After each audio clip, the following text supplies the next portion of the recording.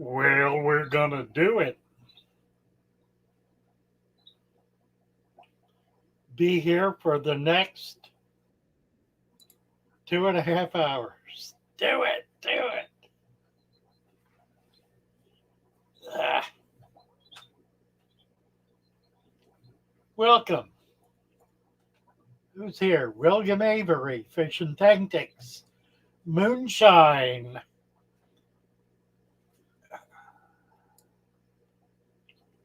Everything Goldfish, Fish Hippie, Epiphyte Aquariums, Roger, Rogerio, Rogerio Lima, Bonandoite, John Shane. Let's give John a wrench. How can we do this? Here we go.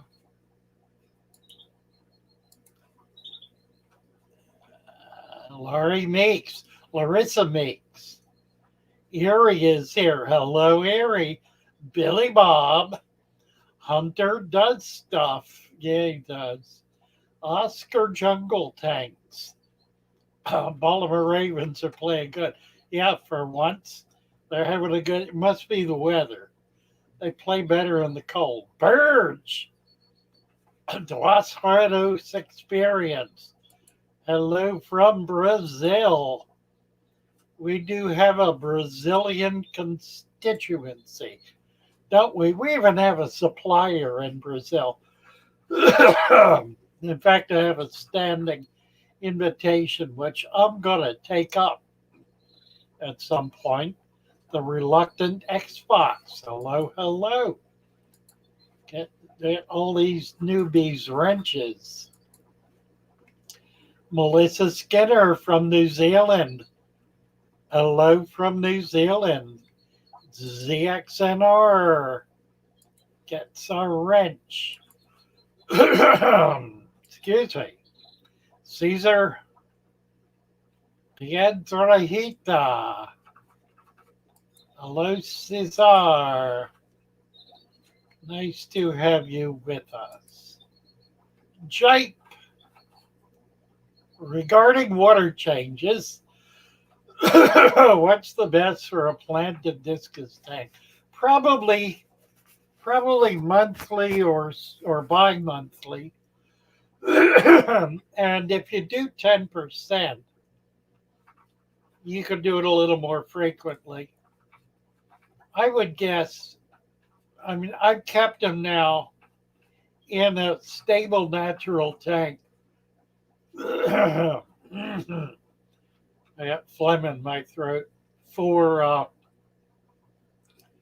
guess, 6 or 7 months. And I had to do water changes twice.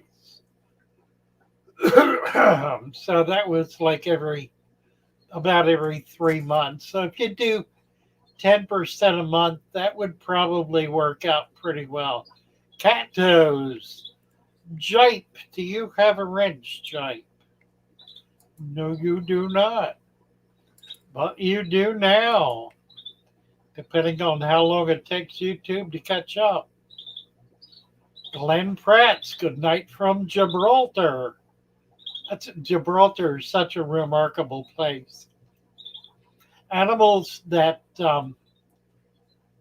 migrate out of Africa into Europe migrate across the Gibraltar Channel and can be seen there in the fall and in the spring on their migratory routes.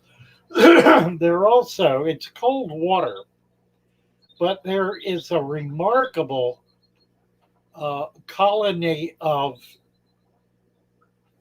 macroalgae and tunicates and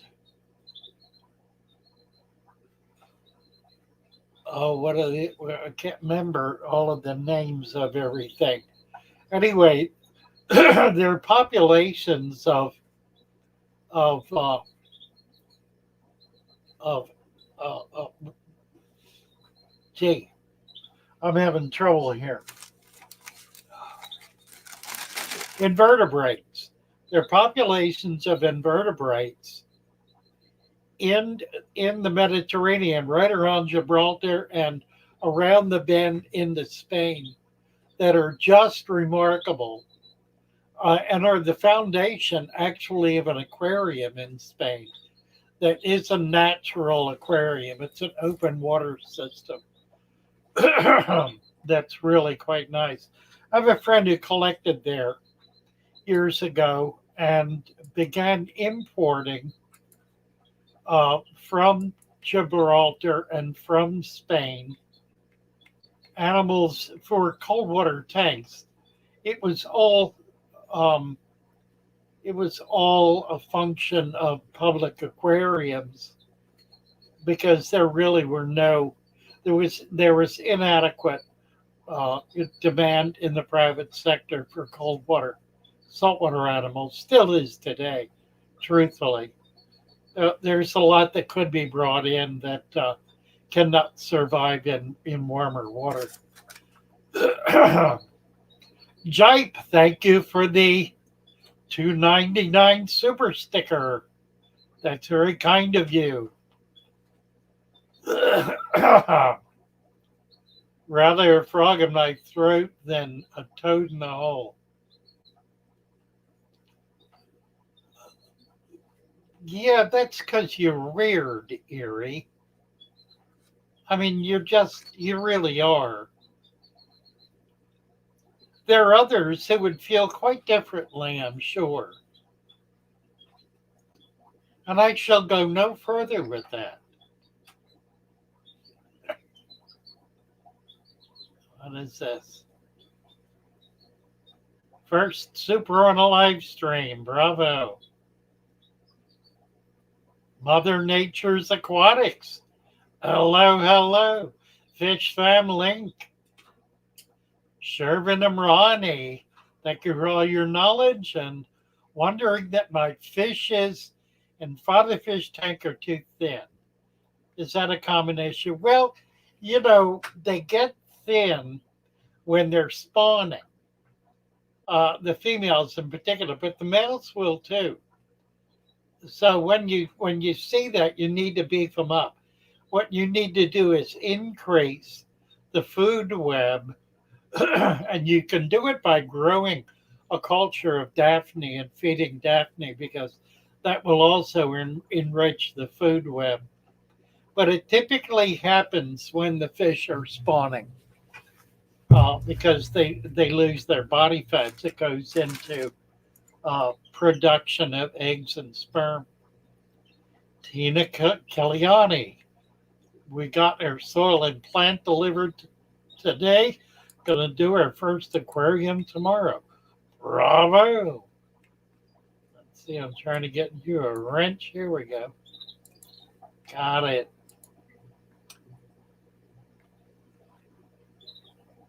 Tina Kalani. Mattis Factory is there. Stefan. Hello, Stefan. Darbwire. Do I have an experience with electric blue Acari? I do. Looking to pair with angelfish. They will do all right together.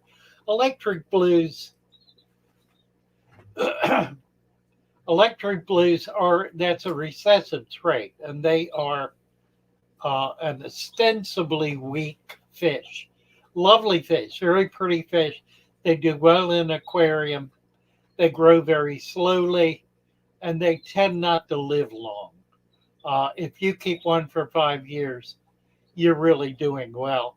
The electric blue Jack Dempsey is another similar morph that is spectacular, but again, just really does not do all that well. They have a lot of recessive genes, and they're not a particularly strong strain of animals, but they are quite nice.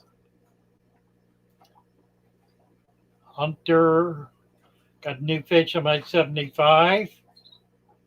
10 Harlequin Raspberry and 8 Endlers. Really good choices. Nice small fish. shifting back. It's really kind of funny the way things have developed in the Fatherfish Shoal. I personally really like big fish, medium and large fish. And yet everything I'm teaching and training is really focused on the micro tank, the small fish keeper. And so we have a lot of tetras and a lot of killies and a lot of all of the 1 inch or smaller fish in our tanks. And I've been promoting that, not so much wittingly, really, as a function of teaching the natural system, because in small tanks, the natural system kind of requires small fish in order for it to be really effective. And because I'm no longer in my shop, I no longer have big tanks. Now I've got a few in the new warehouse, in the showroom. I have a 75, a 55, a couple of 40s. I'm getting a 160. So I'm going to have some larger tanks, and I will be setting them up with bigger fish. So we're going to begin to make that transition. And I think those who have learned to do a natural system with small fish are going to be very gratified, because when they get that big tank set up and begin putting fish in that are going to grow larger, they're going to find that the tank they have developed, that they've learned to keep, will be uniquely appropriate to these big fish. There are many, many large fish that are not diggers. Central Americans are, almost to a fault, but that can be controlled. And it can be controlled with structure. It doesn't require some kind of discipline of the fish to be able to control that. And it does not require sacrificing a natural system to control that. It simply means using hardscape in more effective ways to provide the resource that these fish are actually looking for. So down the road, as we get into the year, and I'm looking to John showing up. I'm hoping in the next few weeks he's going to fly up, and we're going to spend a couple of weeks putting some things together. He has to go back and finish up a project, but then once that's done, he'll be up here permanently, and that's going to give me a second set of hands, which I'm really very excited about, and skilled hands at that.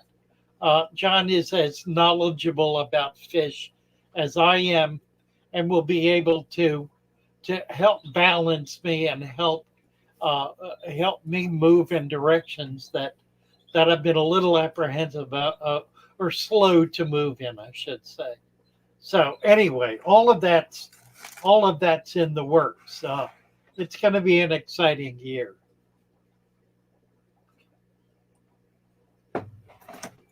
Oh, let's see. Fish Hippie. Fish Hippie has, he said he has angels and aquariums. Yeah, there will be no trouble keeping them together. They're really excellent fish. Let's see. Yeshua Beats. Thank you for the scripture, Yeshua. Now, last week, somebody kicked that. I'm not going to do that because it's not appropriate. There is nothing about that is obscene or obnoxious to other than the most jaded individual who, if you are so offended as to be offended by that, then you really do not belong here, because we're not offended by the word of God. We're not offended by those who speak about creation or nature as the manifestation of the will of God. We're not offended by that. So if it's a problem for you, you don't need to be here. Somebody is calling me. Where's my phone? It's in my pocket. I changed my screen. This is a wireless caller from 806 from Texas. Hello. Hey, are you going to do your live stream tonight? Well, I've been on for 10 minutes. I can't find it. Well, it should be in the show. It should have popped up in the show. Will we send the link again? Well, it's automatic. It's in that channel that lists everything that is live. The YouTube channels?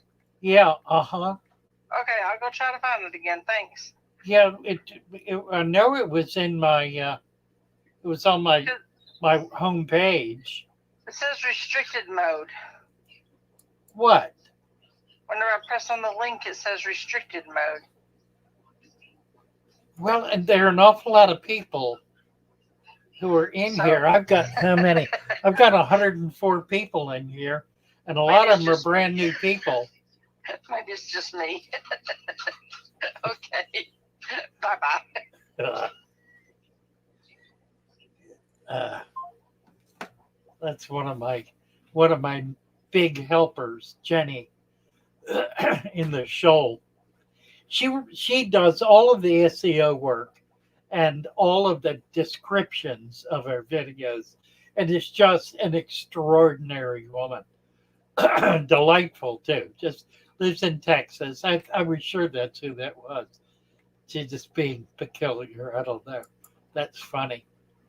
Let's see. DJXY will get you a wrench. Smurfy Good Times needs a wrench.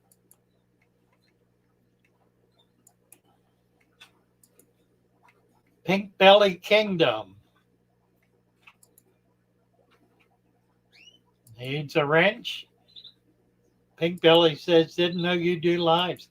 I do 2 lives a week. I used to be the king of lives.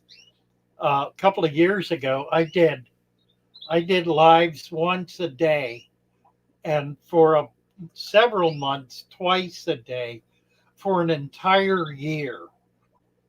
I did over 500 lives in that 12-month period. And they were mostly 2-hour lives. So they were in the morning. So we had a big European crowd. And it was a lot of fun. But I kind of burned out on it. It sort of blew up in my face, I think. How do I get invasive snails out of my fish tank? Eugene Dingleberry. Well, Eugene, if they are pond snails, for example, you have to do a daily snail patrol. And the best way to do that is to simply smash them, because they'll be eaten by everything else in the tank. It's wonderful fish food. So go in there. They're very thin shell. You can smash them. If it's a harder shell snail, they won't be that difficult to be able to get them all out, because they don't duplicate that. They don't multiply that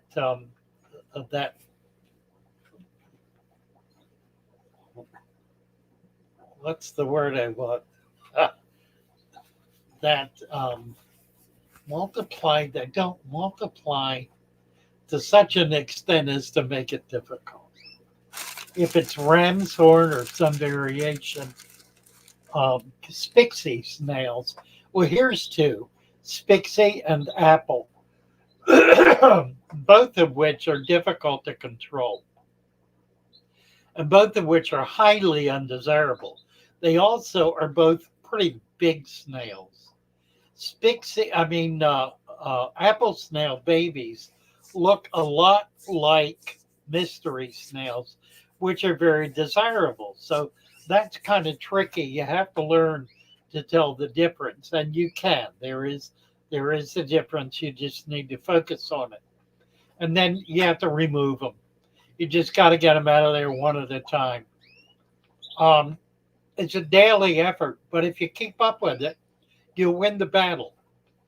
That's true of a lot of things. A lot of invasive things like duckweed. If you keep up with it, you will win. You will succeed. But you got to do it. You got to do it regularly, not once a month or once a week even. You got to do it every day or every other day or at the least every 3 days to be able to keep up with it. But ultimately, that's the way you have to do it. Otherwise, you wind up putting some kind of chemical in there and it creates other problems that you really don't want.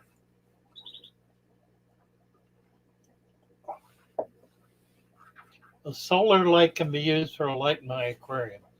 A solar light. Yeah, absolutely. Like a skylight. Um, Natural sunlight is the very best light you can possibly have.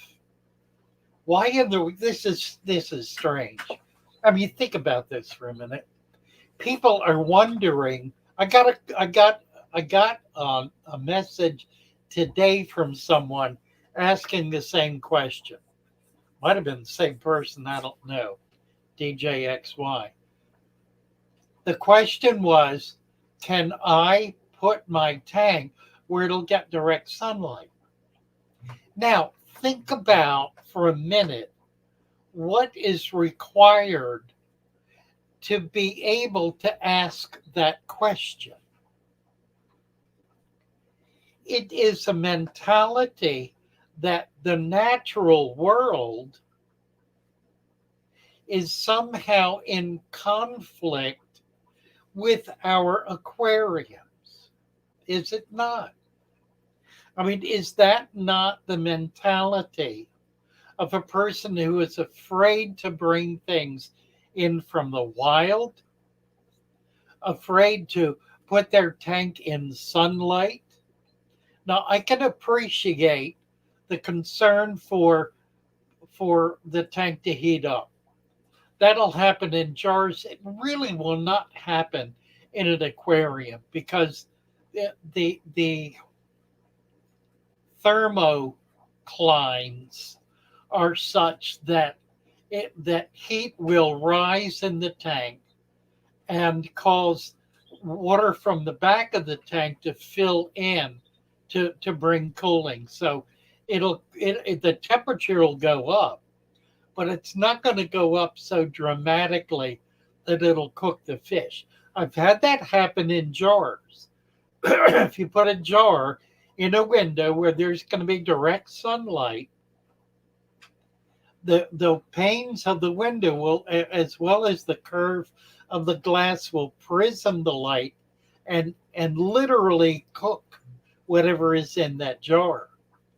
If it's got 2 to 3 hours, 4 hours of sun a day, 2 to 3 will do it. But in a flat glass tank, it really won't happen.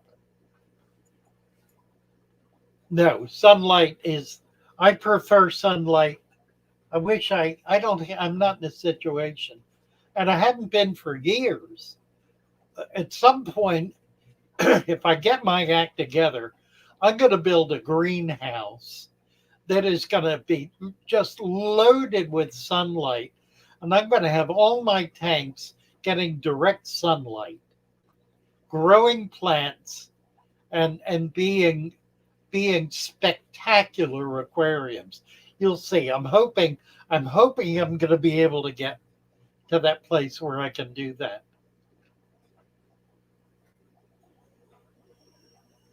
Let's see. Dark Eagle wants me to grow my beard back. You know, I didn't shave for a week this past week, and I looked at it. I thought about it a little bit. Then I shaved it off. I don't know. I'll have to do another shift in consciousness, I guess.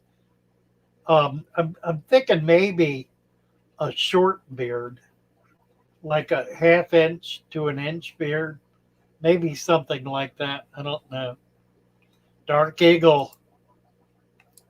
If I got, yeah, I got you a wrench. Terry Skiles. Hello, Terry.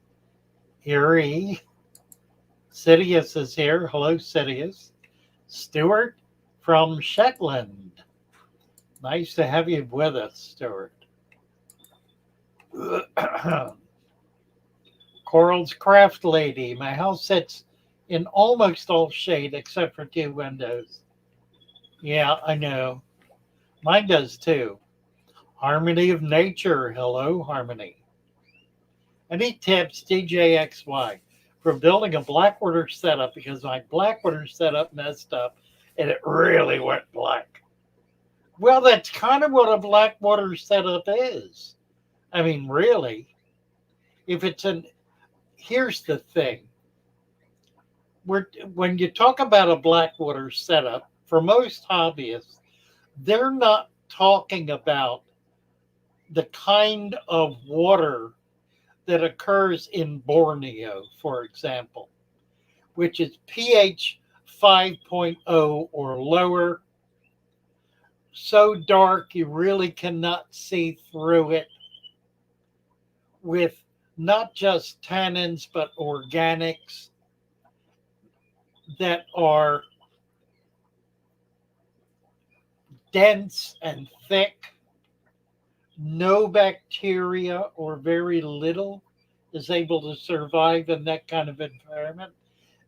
The plants that survive are plants like Bucephalandra and some of the ferns. So it's a completely different kind of environment. That's not what most people who talk about a Blackwater tank are talking about. What they're talking about is a tank with a pH of 7.0 or so that has rusty red water brought on by the tannins from decaying leaves and some perhaps some driftwood. I have one here that's darkened. It was a lot darker. I did some water changes to lighten it up. I don't know if we can see it.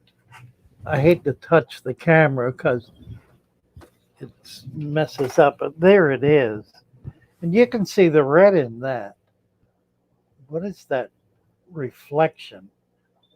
What in the world is that's reflecting? That's weird. Oh, it's the light from behind. It's this thing. It's my refracted light. Anyway, you can see that's reddish. And I'm satisfied with it like that, but it's not a low pH tank. By the way, there is something. I really can't get the camera over there to see it. I promised to show you the saltwater tank on Wednesday, and I didn't do it because I didn't have the camera ready. But I will do that because I have some store-bought fish in there. And I want you to see them.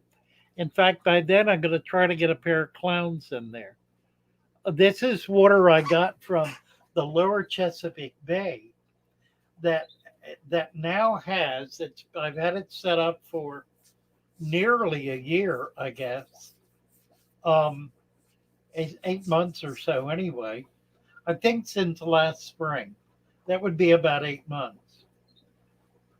It's doing really well. I've got some fish in it. I've had pretty much from the beginning local natives. But I'm going to start putting, also have a goby and some crabs.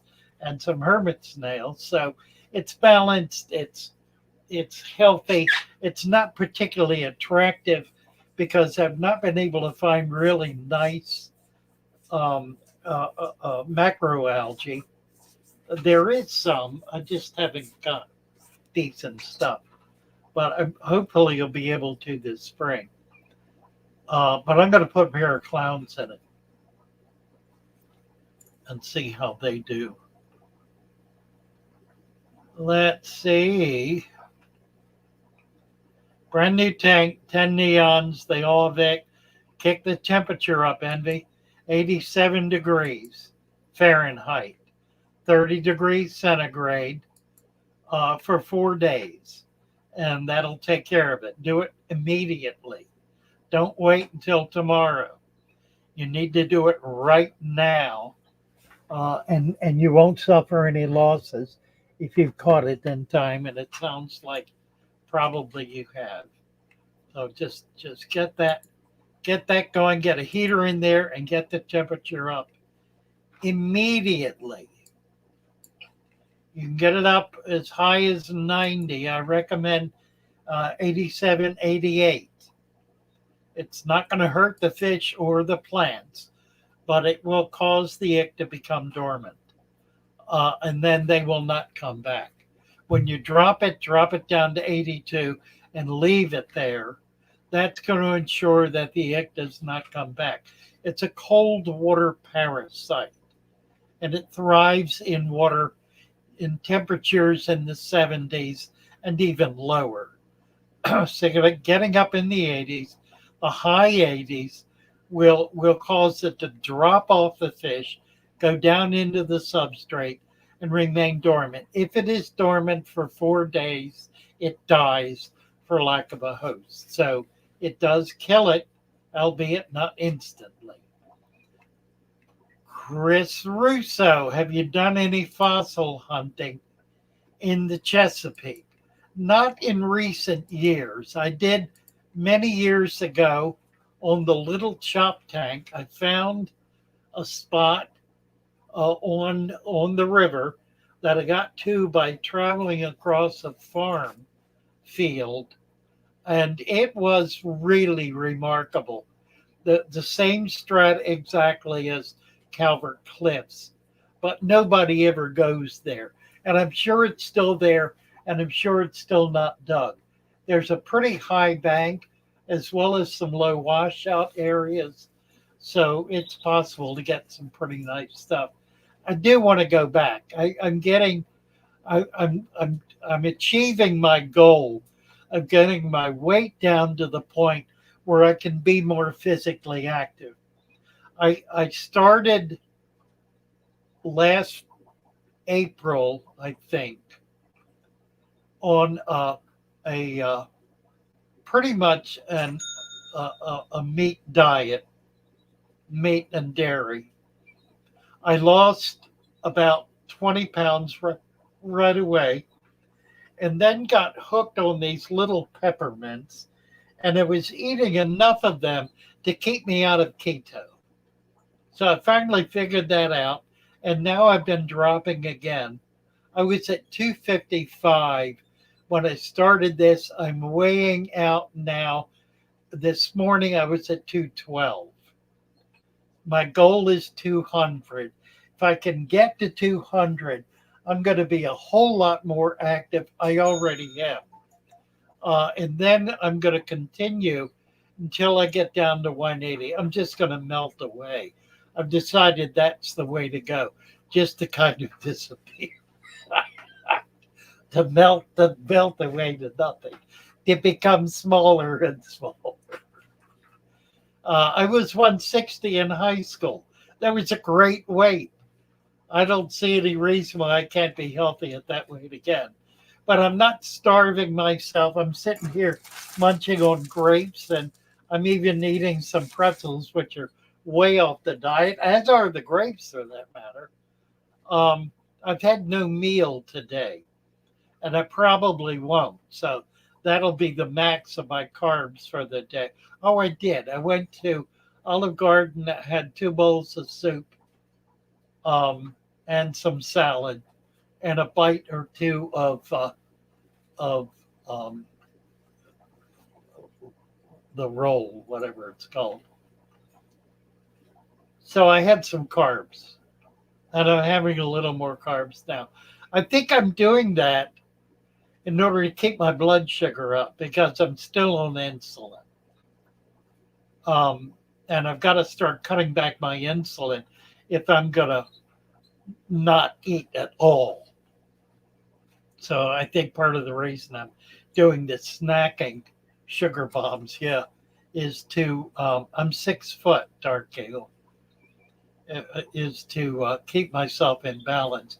My blood sugar stays between 100 and 120. It hasn't ranged outside of that in months. So it's pretty stable. I'm on my doctor has cut me down, cut my insulin down. I'm off the fast acting. I'm on a morning shot that's 30 units. It probably is going to go down to 20. And then I have a weekly shot of 10 units. That ultimately will be what I'll be able to maintain myself on. I think my goal is to get off of all but that weekly insulin. So we're getting there, slow but sure. Oh, we're while I'm on the subject of slow but sure, my brother, who's 2 years younger than me and 6 inches taller, at least he used to be. He's lost a few of those. He was in the Marine Corps. I need to brag on him a little bit.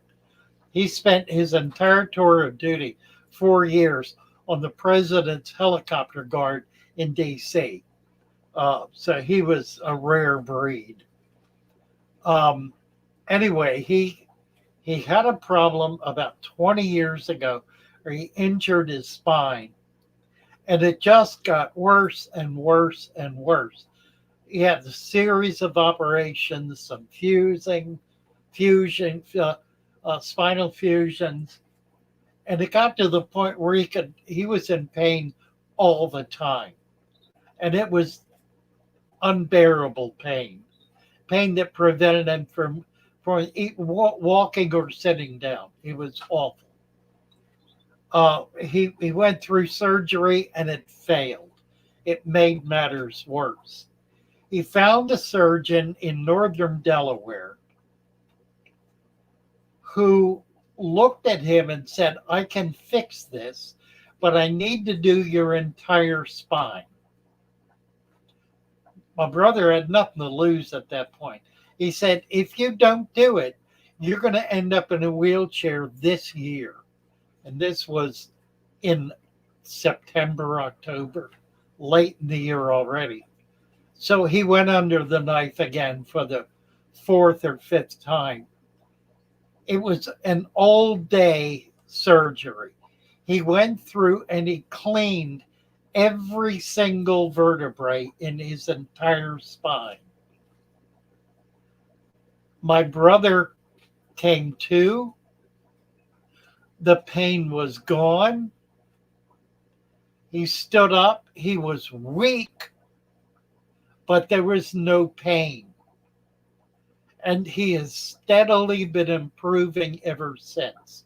No pain, and he's becoming stronger. He's going to get his old self back. Now, if I can get him to lose the weight, he's not as bad as I was. He's at about 145, but he's 6'3". So he carries it pretty well.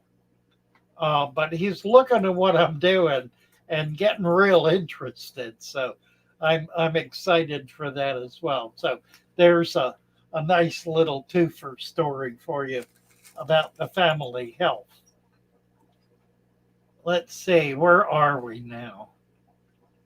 Ate lean meat, keto, veggies, low carb, sugar free. Yeah, I'm just doing, I'm cheating some. And I'm cheating mainly when I don't have a meal. And I'm sure I'm doing it because of the insulin. So I'm going to have to get control of that and reduce the insulin, particularly on those days when I'm not eating. I've been doing insulin in the morning. I think I need to do it in the evening to cover. That way, if I haven't eaten, I won't need it. So if I can make that transition, that may be the way I get control of it. Our dapple. Give you a wrench. Where in the world are you from? Our dapple. Gina Bobina. Ed B. Throw me a wrench. You got it. You got a wrench, Ed. Eugene Dingleberry.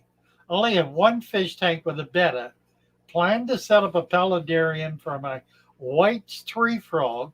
What species of fish would I put in? Yeah, you can do fish. I don't think the whites is going to go after them. They're more a land frog. They like to get in the water, but they don't. I don't believe I had some.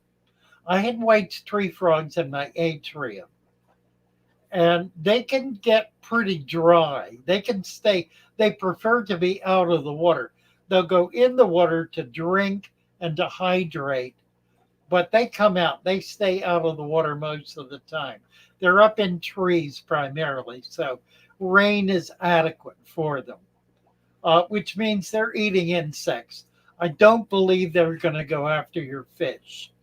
And I think a whites would work perfectly well in a paludarium. They do get big. You need a big tank. I mean, they'll get the size of a softball. I've never had them that large. I've had them hardball size, but they will get bigger. Nice frog, by the way. I need to do frogs and turtles. I'm hoping once I get set up, I'll do frogs, turtles, and we have a fellow on the shoal now who is a salamander aficionado. He's got dozens of species of salamander, all of the domestic ones, the U.S. domestic, as well as a number of old world salamanders. And I'm going to be getting a few from him pretty soon, I think. They're going to go in this tank I just showed you. I'm going to drop the water level on it because they got a big piece of driftwood in there that'll come up out of the water. He keeps his in water where they can climb out, but he keeps them in tanks. So I'm going to do that, but I'm also going to have fish in with him. So we'll see how that works out. Ramirezi. Airdapple, I just said rams are probably ultimately my all-time favorite fish. I don't have any right now. They're beautiful. They're fascinating. They're pretty easy to spawn. Here are the keys for rams. You want to get a pair. Don't get a mixed group. Get a pair. Unless you've got a number of tanks and can separate them out. Because once they pair off, they've got to be separated by the pair. They pair bond. So that pair will remain active as a pair for so long as they're together. But they will not tolerate any other fish. Now, one time I had a trio, 2 females and a male, and the male spawned with both females in 2 different locations. It was rather odd. I've had female angels spawn with single males in the same patch. 2 females laying eggs together with each other with a male fertilizing them. That's kind of remarkable too. You get huge spawns that way. But with the rams, 82-degree absolute minimum. They cannot tolerate colder water. They will turn dark. They will get sick. They will die. They do not like water colder than 80 degrees. I prefer maintaining them at 82. You can keep them at 85. 85 is fine. They're comparable to discus in that way. and they're from the same environment. The difference is that they are a river fish, a creek fish. The discus is a floodwater open plains, very, very slow moving water fish. They go into the channel of the river in the dry season and just kind of languish at the bottom until it rains again. Then they're up and out and into what had been the land, which is very, very slow moving water. High in tannins, low in pH. They preferred that as a wild environment. Now, the pH for rams and discus. There are wild rams and wild discus that are available. You can buy them. You need to keep them in soft acid water. However, the rams and discus that are commonly available in the hobby through the distribution network are being raised and have been raised for 50 years in hard alkaline water, or at least in neutral alkaline water. They tolerate a higher pH. They tolerate harder water not only very well, but if you put them in soft acid water, they will not be able to survive in it because their bodies have become used to that added pressure.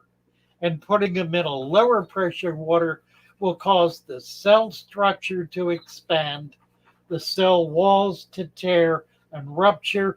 You'll see bleeding around the gills, and they will die.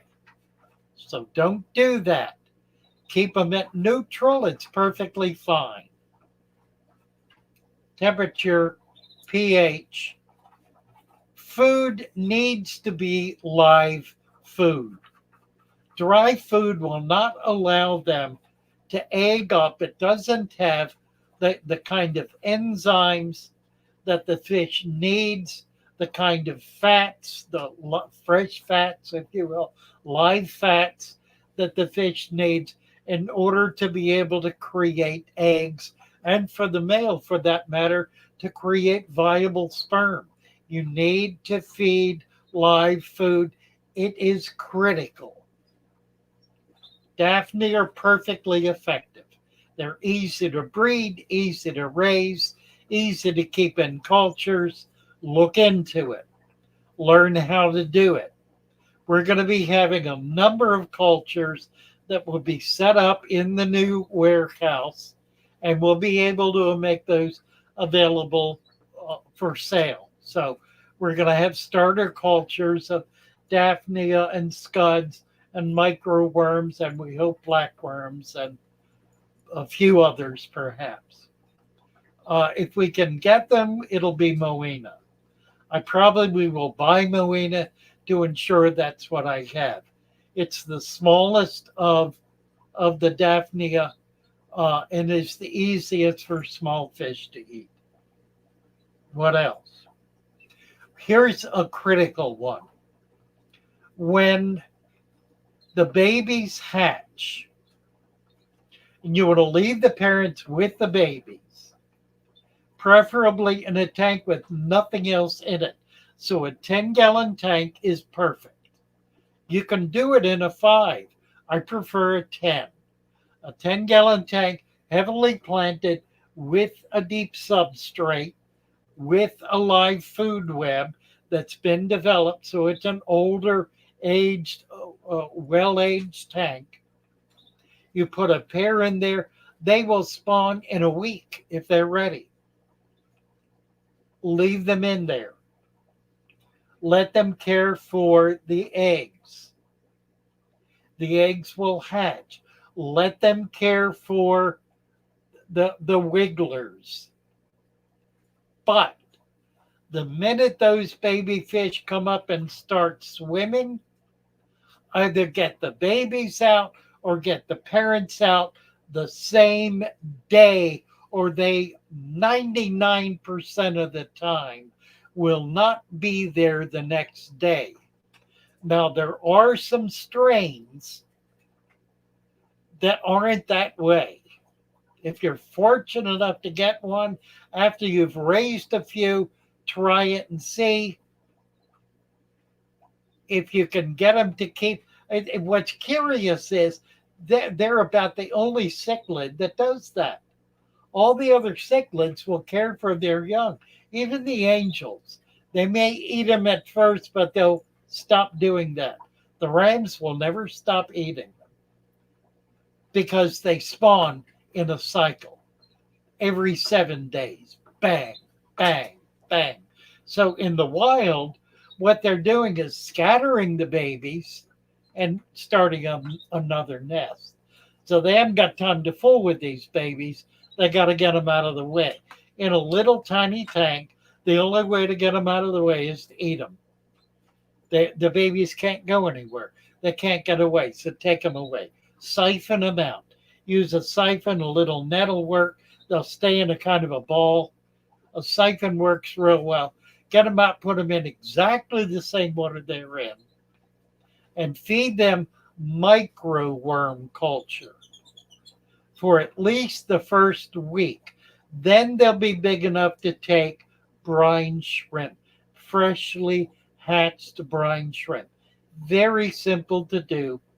We're gonna have decapsulated brine shrimp available, so you'll be able to get small amounts of them, so you can hatch enough to get a hatcher fry up to the size where they can take prepared foods. So that's kind of the long story. And I did that because we need to do a new video on raising rams, and this will work effectively. We'll get Karan on this and make it happen. Wonderful, wonderful fish. I love rams. They are stunning. So many little tricks and secrets. The female, for example, has stars in the sky. They have a big black spot. And the female will have tiny blue dots. The male will not. It will be a pure black patch with no blue dots in it at all. He has a spike on his dorsal fin. The first or second ray, might be the third ray, is a spike that stands straight up well above the rest of the dorsal fins. He's also shaped differently. The female will get a very red belly. The male will not. They're pretty easy to sex. But you have to let them mature to be able to see all of that. Air Dapple, there are my tips on rams. Opera's Diet Coke. I'm not going to do that. One Dirty Platty. Let's see who else.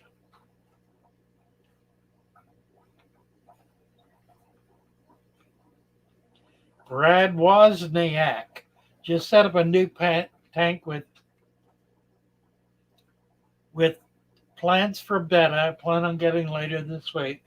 When my water heater comes in, can I add a small snail to help with the cloudiness? The snail is probably not going to help cloudiness. A sponge filter will. Put a sponge filter in there, a little one. And you don't have to make it bubble fast, just kind of slow.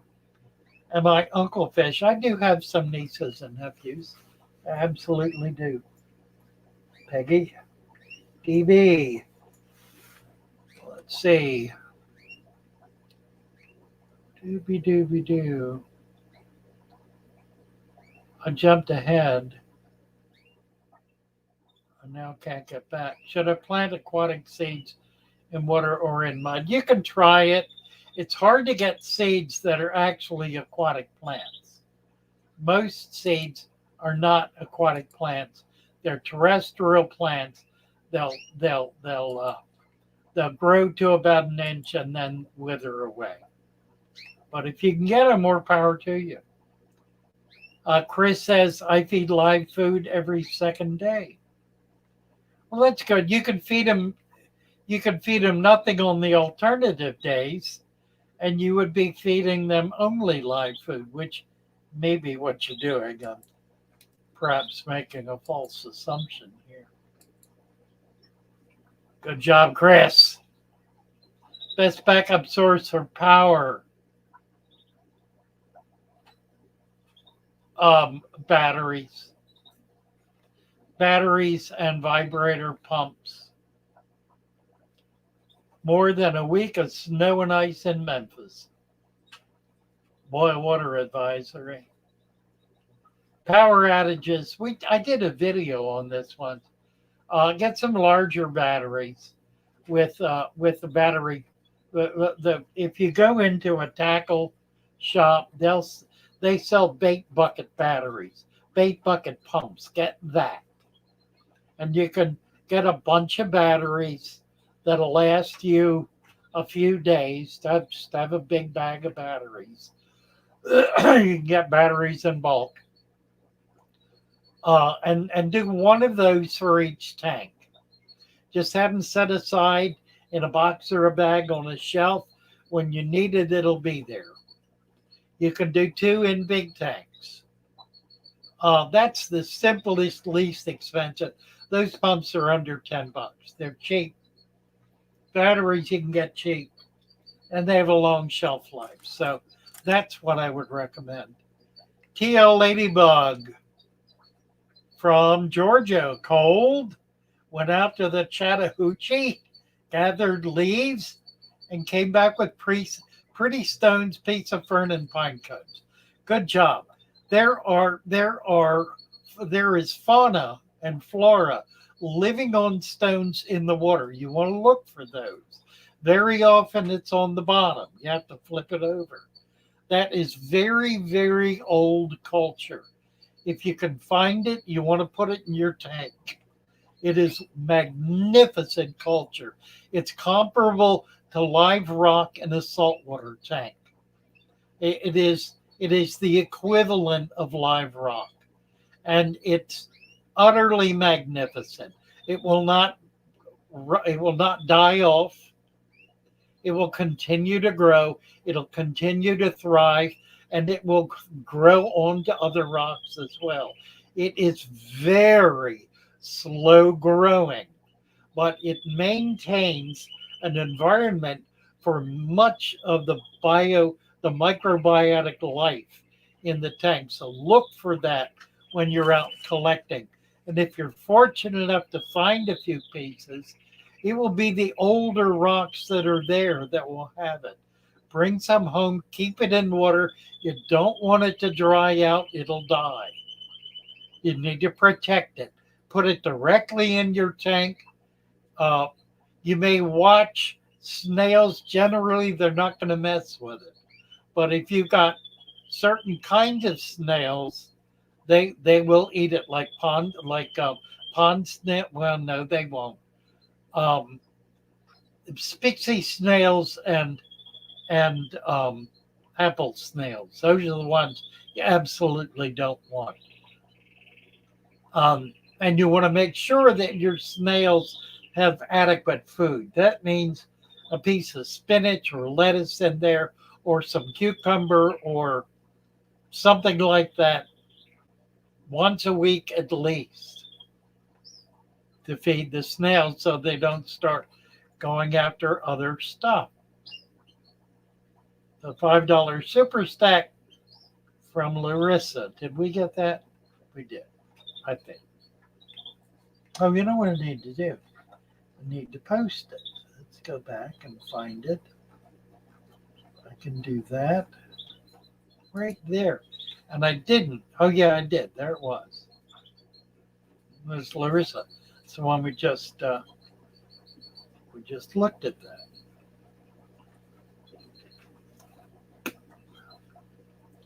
Josky, did I give you a wrench? I did. Rope Sandler. I bought a generator. Well, you're ahead of the curve, man. You're in good shape. DC HVAC. Tell you what.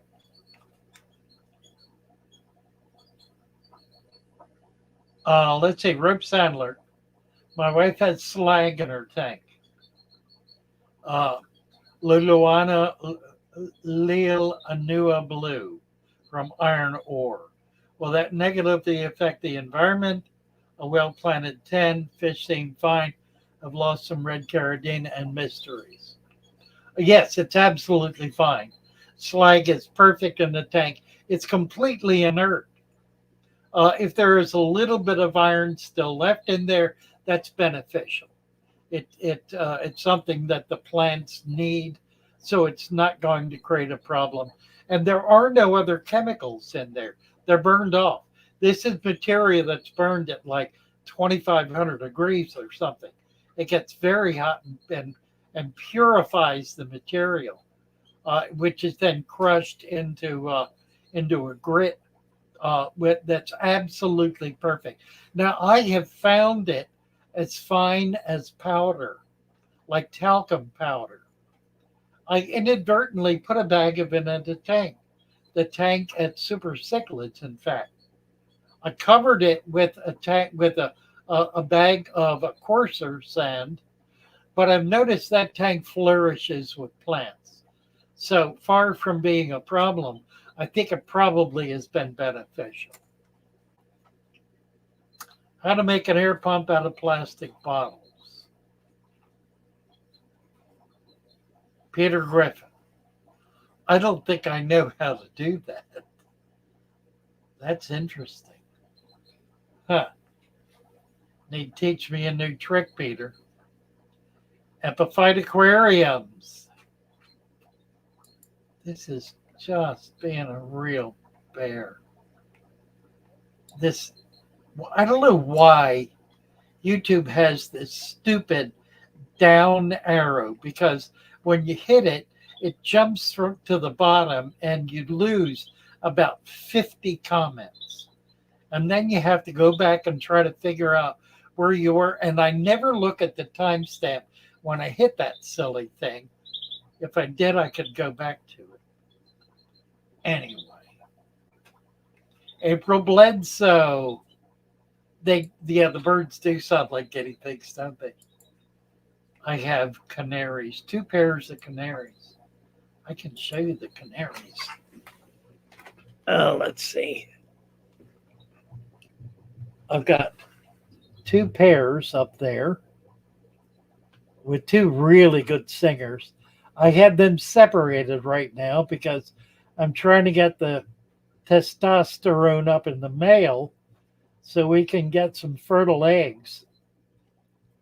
He'll get adequately frustrated, or they will. I've got two pair there that we should wind up. We should wind up with some babies. Oh, let's see. Fish and Link. Hello, hello. Paul Jara. Hello from Ecuador. Give you a wrench. Praying for you guys in Colombia. That the government is able to get control of those criminal class that are causing such devastation. Fish. Any advice on baby mysteries? Yeah, feed some spinach or lettuce, anything like that. That'll get them jumping up. And it will not foul the tank. I just tend to let them go in my tanks because they come up pretty well. Although this tank, they kind of disappeared. I had a bunch, saw them briefly, and then they were gone. So I don't know what happened. I've got another tank where I've had them hatch a couple of times, and it's full of babies. You really need to feed them, though, because they will not thrive on available food. What do coolie loaches like to eat? Coolie loaches are a bottom feeder. They're down in the dirt on the like in the top quarter to half inch. That's where they feed. So they're looking for microfauna, also algae, any kind of worm, anything like that. They will also eat baby snails, little tiny snails. So you want to have a food web with them. It's absolutely critical for them.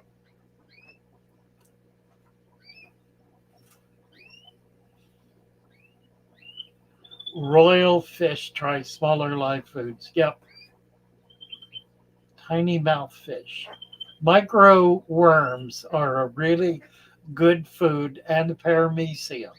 They're both pretty easy to culture, and they're perfect for very tiny baby fish. One dirty platy is here. Paul Jara. Did we give you a wrench? We did.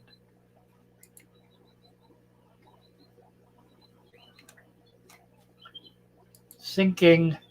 A curry sinking algae wafers are okay. That's fine.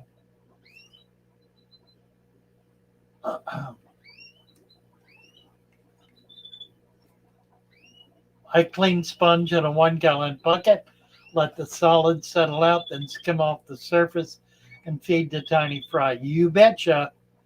You betcha. That's absolutely perfect. It's a great source of microfauna.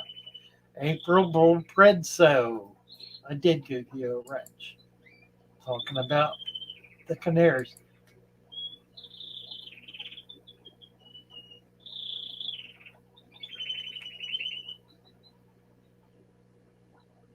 If I look, they stop.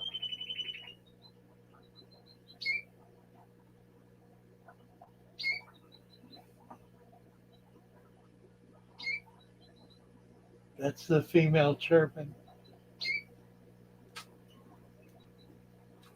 Now he's looking for food. Edwin Alvarez. Who else is here? Let's see.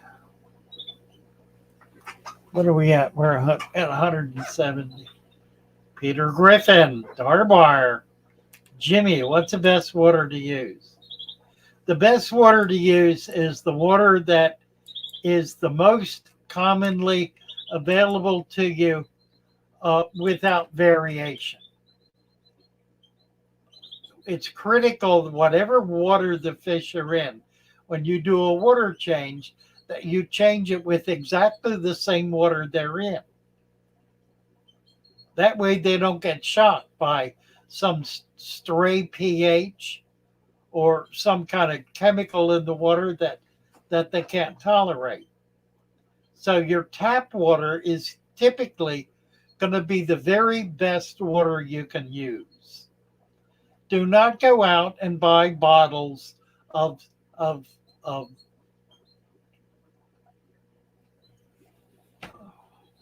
RO water or distilled water. Don't do that unless you're maintaining a saltwater tank, in which case you shouldn't be doing that anyway. You should have an RO system, so you're creating your own RO water. Do not use distilled water in a freshwater tank.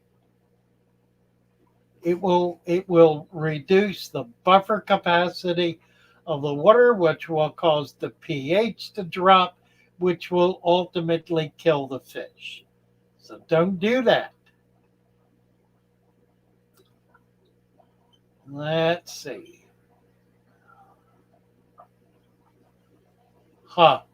Get a jug of aquarium water, shake it vigorously, pour it back into the tank. Works great when power's out. 3G, I'll tell you what, I never heard that before, but that is absolute genius. The whole purpose of moving water is to get the water in contact with the surface so it can do CO2O2 exchange.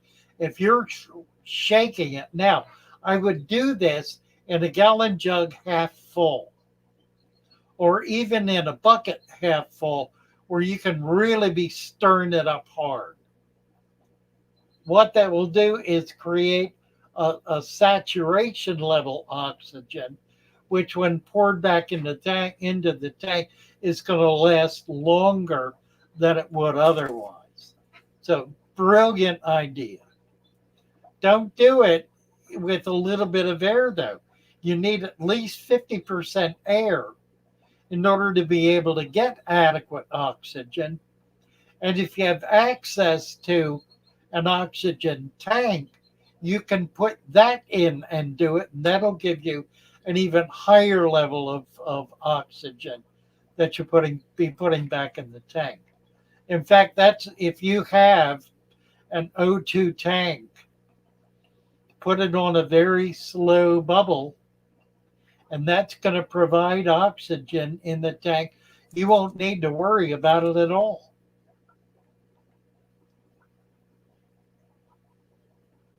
Been blaming my Congo tetras. They're eating all of my tanks, but I watched my 5 clown loaches eat an entire leaf of lettuce in just a few hours the other day. Yeah, that's right. That's right. Tetras don't eat plants. Now, anything will eat the dead matter on a leaf, and all leaves die. All leaves will die. They have a life. They live typically for about a year, and then they die, and the plant sends up new leaves. It'll send up new leaves before the old ones die. So it's natural and normal for the leaves of plants to die. If you see them dying, check and make sure there are new leaves growing. If they are, your plant is perfectly healthy and perfectly happy. Those old leaves become nutrients for everything. Fish will eat them, microfauna will eat them, bacteria will eat them, fungus will eat them, everything will eat them. And their compositional nutrients will return to the system. So you don't want to take them out either. You want to leave them in there so they can deteriorate and replenish the system. Foley. Is Foley spamming? Where's Foley? Everything goldfish. Everything goldfish is spamming.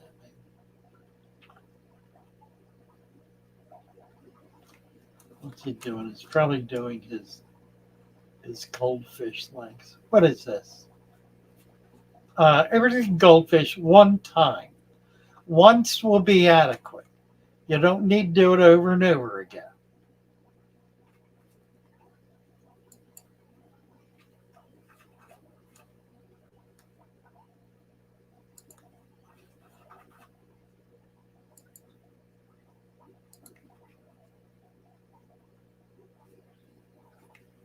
Sofa plant lady.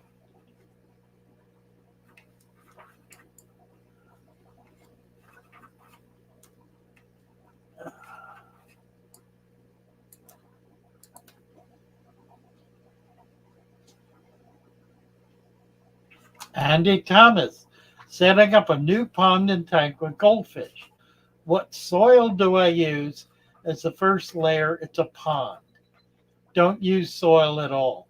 You don't need it. Put about 6 inches of sand in it. And over time, that will develop because if it's outdoors, if you're talking about an outdoor pond, don't put soil in it. For one thing, the goldfish will get big and they'll stir it up and make it a mess. Put 3 to 6 inches of sand, preferably 6 if it's a big enough pond to tolerate that. And then just leave it.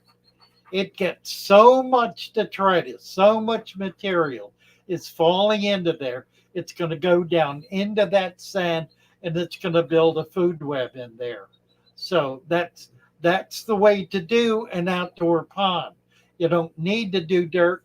It'll have a dirt layer in it in a matter of months. You'll be amazed how quickly it'll happen.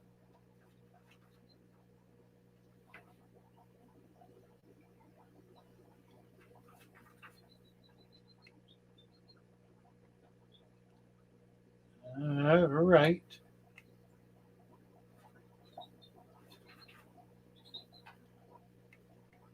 Who is this? Venue Bastaro.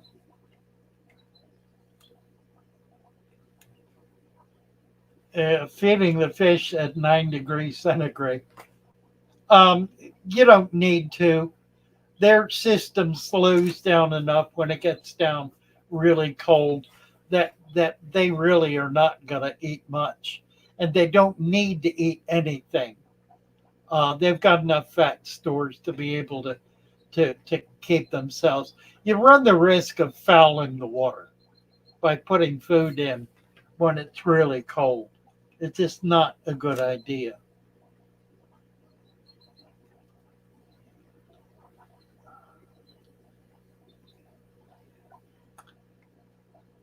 2,500 liters. What's that? About 500 gallons. That's a nice sized pond. That'll be, yeah, just do sand. Highlight real in my planted aquariums. Um, Aquatic moose.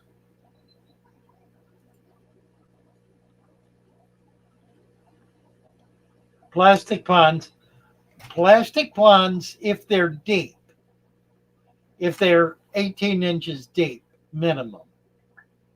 Anything shallower than that, just an inch or two of sand, because you're not going to be able to maintain very much in the way of a balanced system, particularly with goldfish, which tend to get big. If you got a 12-inch fish in 12 inches of water, they're going to have a hard time in there. So if you're doing an outdoor pond, make sure it's an absolute minimum of 18 inches. Anything shallower is not good for goldfish. You can do it indoors as a showpiece, but it's not going to be a decent, stable environment for them.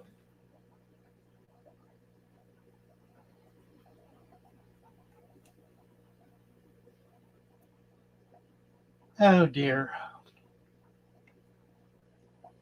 Everything goldfish. You are such a blithering idiot. I have corrected you. Others have corrected you. You persist in your ignorance. Why do you do that? My name is spelled L-O-U, not L-U-E. You've been doing this for months, and you've been corrected for months. And I'm beginning to get insulted by it. If I see it one more time, I'm going to take rather harsh action against you personally. Now, I know you're a kid, and I know you're full of yourself, and I know you're dumb as a rock. But get over it. Grow up a little bit. Learn how to get along with other people without being so bloody offensive all the time. There, I've said that in front of the world. I hope you heard it. And I hope you get over your attempts to try to manipulate everything and everybody. Because, frankly, it is not working at all. You are being tolerated because you're so dumb. The time will come when no one will be willing to tolerate you. So grow up, young man. Get over yourself and learn how to be an adult. Mercy. I'm gonna blast that one too.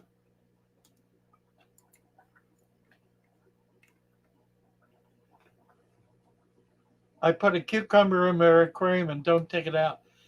It's really excellent. Now, it will rot, but it's not going to foul the water. Vegetable matter rotting in a tank does not foul the water. This is really important to understand. Unless you load it up and it creates a bacterial growth that just swamps the tank. That can happen. But if it's a small amount of vegetable matter, as it rots, it deteriorates, it's broken down, it's used by the other life forms that are in the tank. Just don't do a lot of it. Do a little bit of it. Just finally pulled all the floaters out of my 2 tanks. I can see clearly now the duckweed's got bravo. Bravo, aquatic moose. Andy Thomas.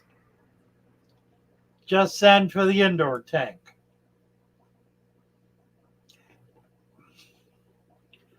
Goldfish.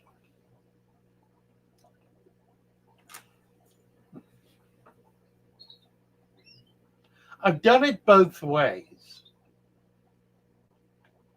If you're going to try to grow plants in your goldfish tank, then yeah, do an inch of dirt and 4 inches of sand. And if you're lucky, they're not going to dig down to the bottom. They probably won't. And that'll provide some nutrients for the plants. You don't want to plant them that deep, however. Start with stem plants, which they're going to chew up. You need to get to fern. You can do that on hardscape, like Java fern, Amazon sword, Vallisneria jungle val, the jungle sage, some of the bigger growing, thicker leaf plants that they will be less likely to chew up. And if you're going to put them in, don't put 1 or 2 in, put a bunch of them in there so they can't decimate them all. They'll work on one, and it may take them a week or 2 weeks to wipe out that one, which you can then replace. And that'll protect the rest of the population of plants. But for a goldfish tank, that sand cap is going to need to be twice as deep as it would otherwise be. And that's really not a bad fix for Central American cichlids, or for that matter, for Malawi cichlids. With Malawi's, again, you don't need the dirt. In a matter of 6 months, a dirt layer will have begun to develop in the bottom of the tank, whether you put it in there or not. If you did not, it will begin to develop, because all of the waste material creates soil. That's what it is. And that soil will create the kind of organic material, organic strata that will be able to provide nutrients for your plants and other microbiota. So it's going to happen. It takes longer, requires being more patient, but it also is a way around the diggers, because they won't dig it out if it's something that is grown in there gradually. I've never seen that happen. It's really an interesting phenomenon, but it's got to be deep. In a big tank, 6 to 8 inches. I would not be averse to putting a foot of sand in a 200-gallon tank that's 30 inches tall. That leaves 18 inches, which is plenty of height. So let's see.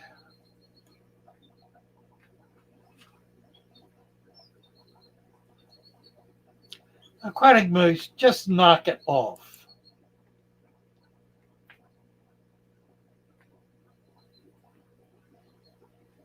And quit coming in with multiple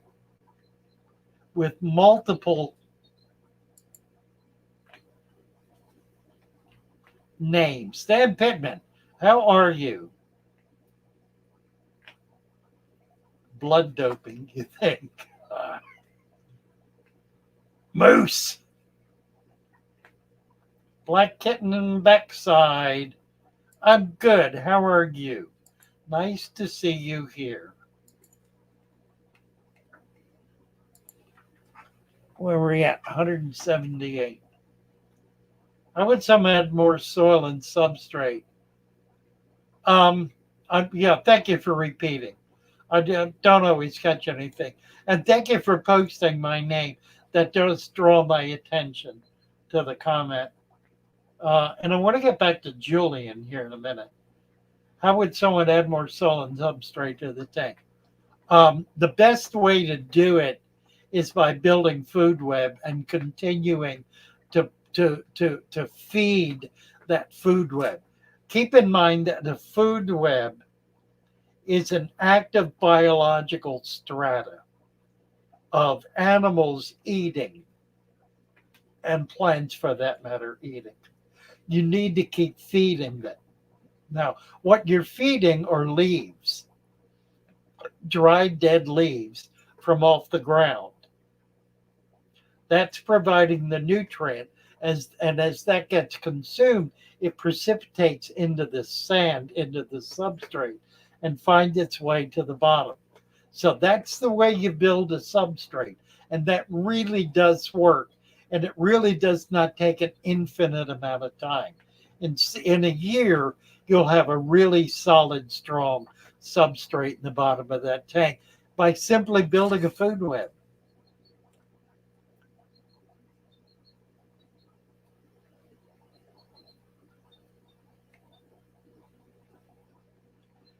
Okay, now you're fighting with me. Now you're gone.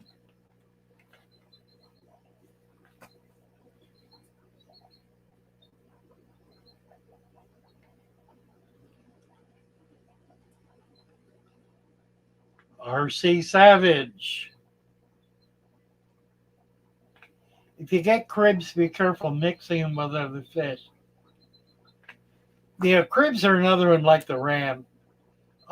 They spawn very easily, and they prefer to be alone. I want to be alone. Hell no. Let's get you a wrench.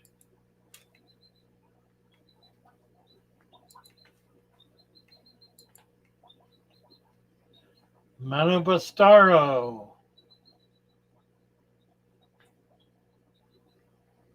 Moose. Yeah, I think I got moose mixed up there. I think that was my fault. I don't think that was you. I think that was me. I just got so irate with Goldfish Boy.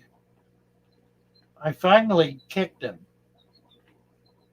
He started arguing with me. What soil do I use? Topsoil or waterway? I will have plants. Do you have a guide? Oh, I absolutely do, Andy. Let's get you. You need to get on the shoal. Somebody post the link to the shoal. Can I get it real quick? Let's see. I don't think I've got it up. Yes, I do. I do. Let me give it to you. Doobie-doo. Just take me less than a minute.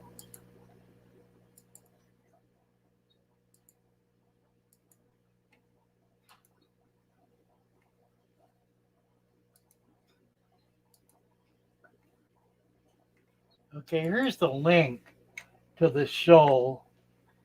Get over there. That's where it is. That's where all of the information about building a food web is, plus people who will help you. Does Father Fish have a Canadian distributor? I absolutely do. And you can get to it two ways. You can get to it through the shoal, but also let me post this: fatherfish.fish. Fatherfish.fish. If I spell it right. Fatherfish.fish has the all of the links. Curiously, it does not have the link for the shoal. I've asked that be put up. Hopefully, it's been done by now. Nin. Mr. Lou, could you please give your opinion on black ghost knifefish tank makes and information?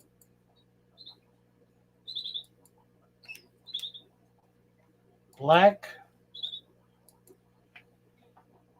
ghost knifefish. They have a maximum size of under a foot. They don't get big. They are a bottom feeder. They prefer worms. You can feed them blackworm, that's their preferred food. You can also feed them small red wigglers.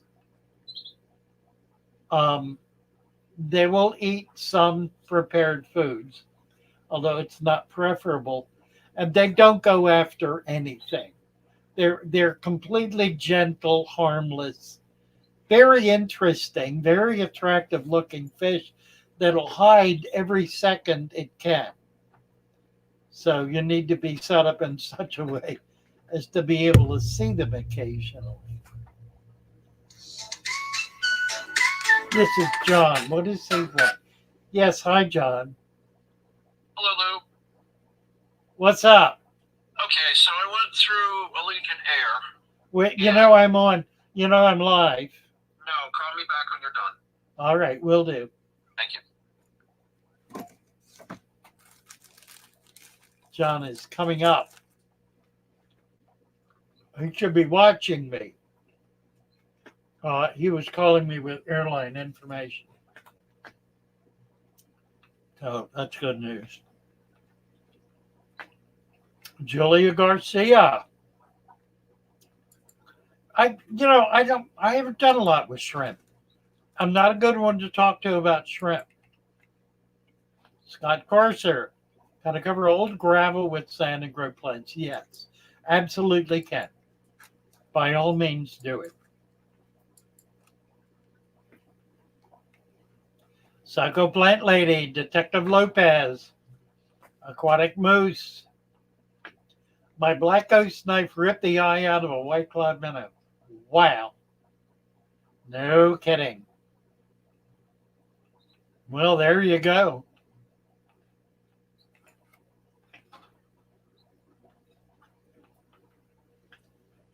It is a spectrum. This probably really needs to be said.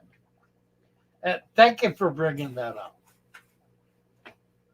Human beings, if you look at any given behavior or behavior patterns and survey the entire population, it'll be on a curve,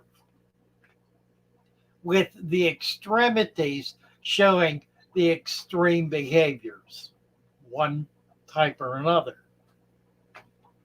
If that is true of people, it must be true of all higher order animals and perhaps even all life. Sorry to introduce a new thought here, but we know it's certainly true of dogs, cats, other barnyard animals, house pets. Some are mean, some are gentle. It's a spectrum. We can point to cause and effect, but the variation in behaviors are there, regardless of the cause. It must also be true of fish. Now, clearly, there are some fish that are predators. That's their nature. That's what they do. Some may be better at it than others. That certainly is true. But in a population of otherwise gentle fish, if you look hard enough, you will find a real SOB in there somewhere. There will be one. There will always be one that will break all the rules. So I put it to you that in the world of tropical fish, there is psychological variation. Call it, if you will, behavioral variation. Could be caused by any number of factors.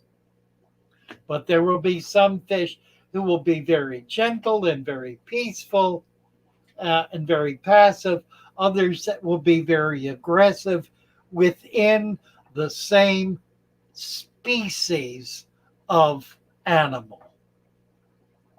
There's no such thing as a species in which every single member is absolutely one way. There may be dominant characteristics, but they are not absolutely universal to the entire species.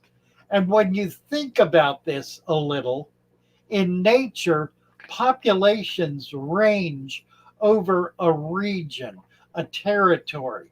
They don't all exist in a clump.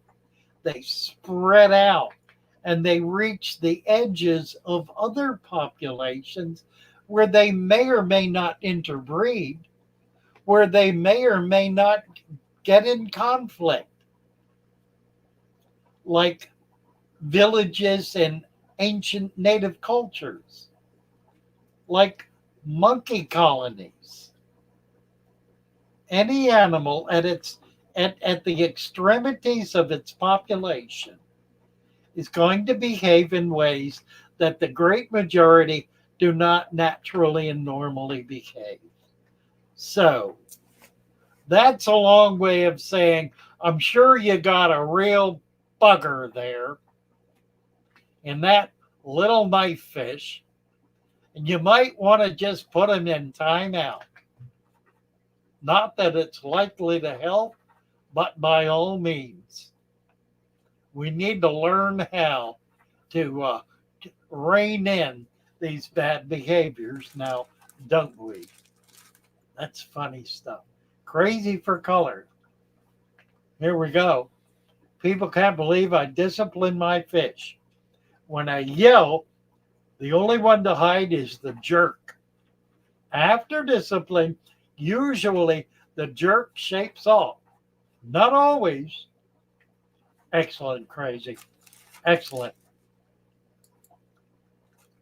Well done. Yeah, I agree. I agree, absolutely.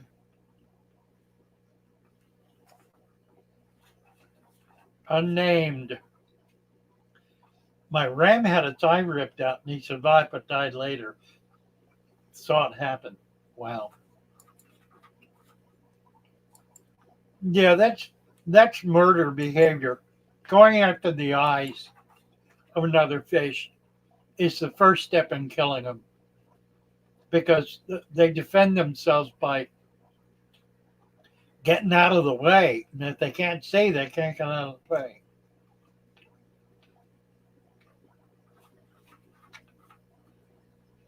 Gouramis and cichlids are slightly different. Well, they're different. They're different as species. They have behavioral differences based on species. But I'll tell you what, one of the meanest fish I've ever seen is the blue gourami. It's as mean as any cichlid I've ever had. And just as a matter of course, I mean, it's born to be bad. They're mean fish.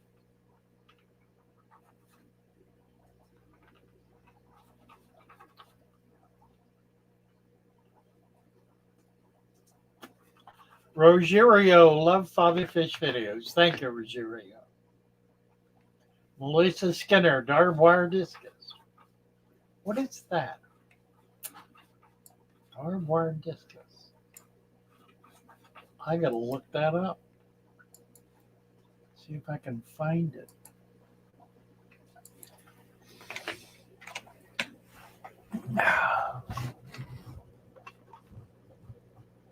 Nope. Nothing. Let's see. Separate my piranhas. Yeah, really need space. And they're not always aggressive. The longest I've had a bacterial bloom, until I cleared it up. Generally, it's caused by something. If you can get rid of the cause, the bloom will, and often it's a dead fish or some excess dead material that's in the tank, which if you can net it or siphon it out, will cause the bacteria to kind of go back to normal. A bacteria bloom, this is important to understand. If you get a bacteria bloom, that does not mean that your tank has crashed. That means your tank is trying to protect itself. It's trying to consume what has suddenly become an unusually large volume of nutrient, and it's trying to take care of that. Now, in the process of doing it, it may burn up all the oxygen in the tank and cause a cascade effect, killing all the fish, which will make matters worse. Ultimately, it'll come back into balance. But try to be aware if you've got a bacteria bloom that the solution is not to immediately get rid of the bacteria, but to get rid of the cause of the bacteria. Find that first. Once that's going, you can do a water change, reduce it, and you'll be okay. It'll straighten itself out pretty quickly. But don't think that doing a water change is going to solve the problem, because unless you get rid of the cause, it'll be there in spades right back as bad as it was after you've done a water change, which has acted to shock the fish anyway. So find the cause and deal with the cause. Have I done a fish room tour video? Not recently. I'll try to do one Wednesday. I gotta have my camera hooked up so I can use it. I don't know what we're talking about. College. Gold gouramis have been a curse. Yeah, I believe that. Same way with golds.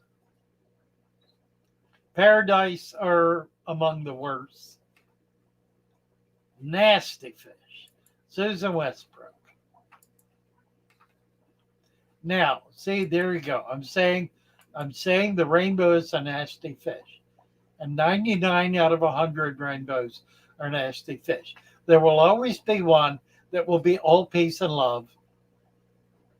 You know, a hippie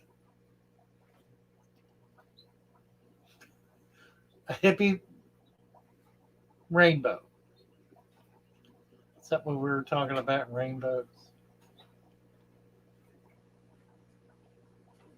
Oh. Ryland black. What do we do with snails? Just take them out. Use a net. You can, if you put a piece of lettuce in there, they'll glom onto it. Then you can take the piece of lettuce out, and that'll get most of them. That's a good way to catch them. Put a piece of lettuce in overnight, and then take it out in the morning with a net, so you can get all the snails that are on it. You'll be amazed how many you can get out that way. Hello, James Green. Angels are cichlids. Yes, they are. Wondered if Goldfish is really dyslexic. He's not dyslexic. He's what's the other condition? He perseverates.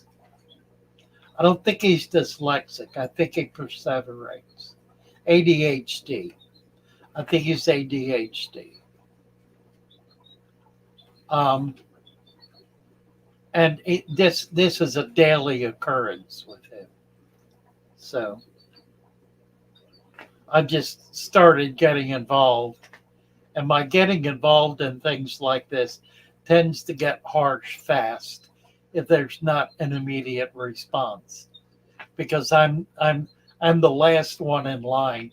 By the time it gets to me, there needs to be a final solution. So it's at the stage. A lot of the folks in Discord have been dealing with it for weeks and have been very gentle and very kind and very understanding, and it's not working. So it's time to bring out the big guns. And it may wind up with a permanent ban. They will. If it can't be fixed. Yes, he wants attention. He absolutely wants attention. He demands it all the time. And it's not acceptable behavior. It just isn't. And he's not going to get away with it. And if that means he loses his option, then so be it.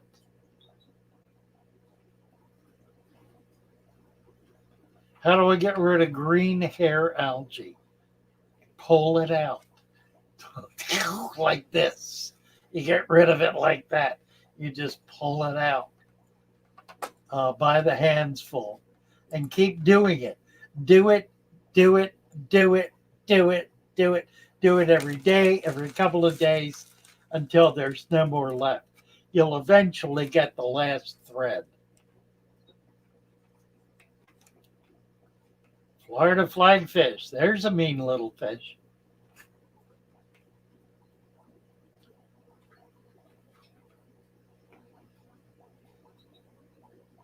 Oh, I know. Father Fish, he should be boxing coach during Joey King of DIY's boxing event. Like Rocky's coach. That's funny. I didn't see that, by the way. I need to go back and look at that. I like to manually remove it and then turn the hours of light down. Yeah, that works pretty well. How do you remove a fish from a heavily planted tank? Sailor Ed, excellent question. It's really quite simple to do without disturbing the plants or messing everything up. It requires a large net. If you're going after a 1-inch fish, you need a 9-inch net. A net big enough you can get it in the tank, but it's going to be significantly larger than the fish. And then the idea is to move it very slowly and trap the fish in the net against the front of the glass. And try to do this without having plants trapped under the frame. If you're careful, you can do that, but it's not critical. Once he's trapped, tap on the glass, get him to dart to the back, and then quickly lift the net straight up in the air.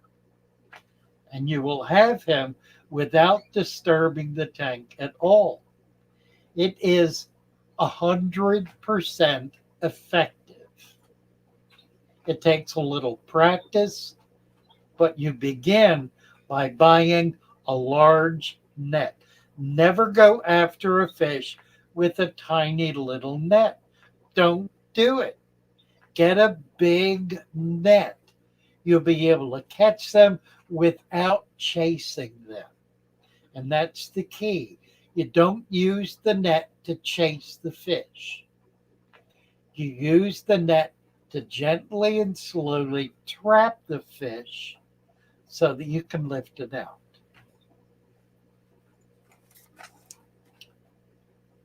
And Aquatic Moose says that's the secret to dating, too. Use tweezers. Coral Crafts lady uses tweezers. Twist it, and you get the whole thing out. It grows in long strands. So you just start pulling it, and you get the whole strand. And ultimately, eventually, you'll get every one of those long strands, so there won't be any left. That's what you're trying to do. Let it grow long enough that when you pull it out, you're getting the whole thing. If you got a lot of little tiny strands, let them grow, and then when you pull it out, you're getting all of it. Got rid of my green hair algae, but stopped trimming my plants. Only thing worth being talked about is not being talked about. Amen to that. Oscar Wilde.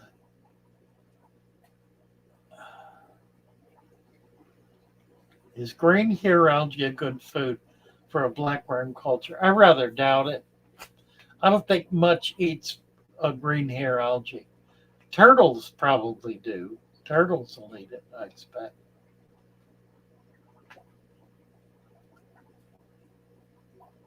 Can't seem to keep mystery snails alive.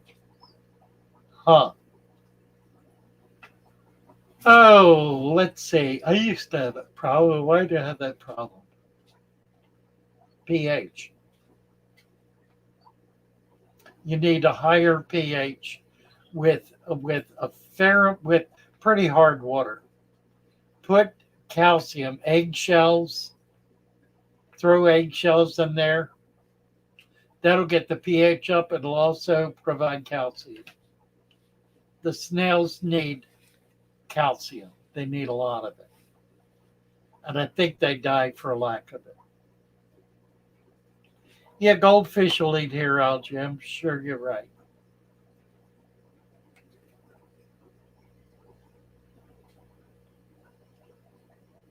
A ton of plants usually good cure for algae. Generally speaking, although not so much hair algae.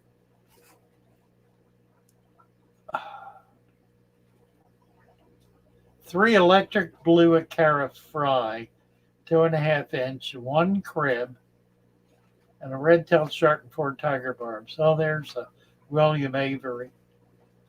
That's an odd mix of fish, isn't it? What do you call a woman in the window? A net curtain. Trying to figure out how to get fish out of a tank. That's the way to do it. It works.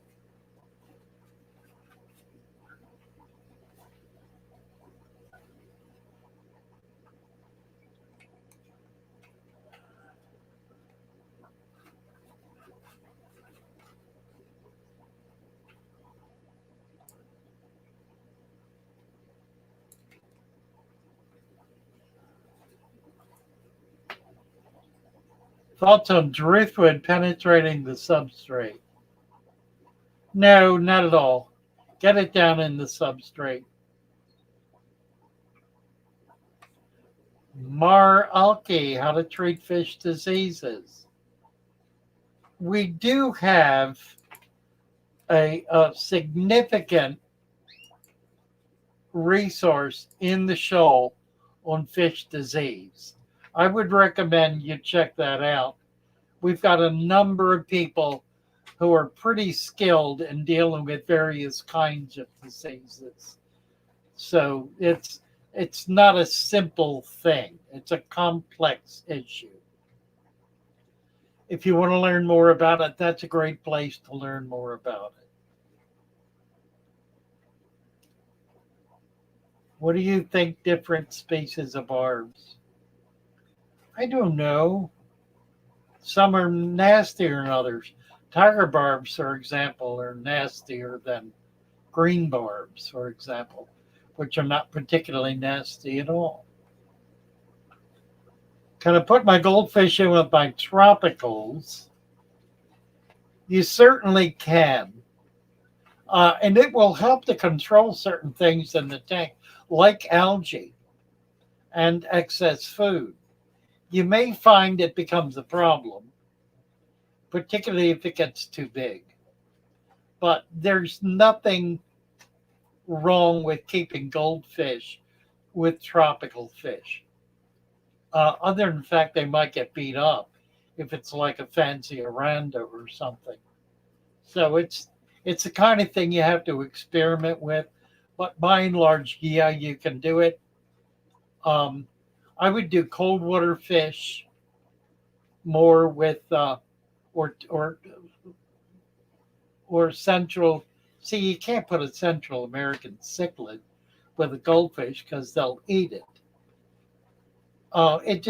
It takes some thought, some experimentation, but I'm not averse to doing it.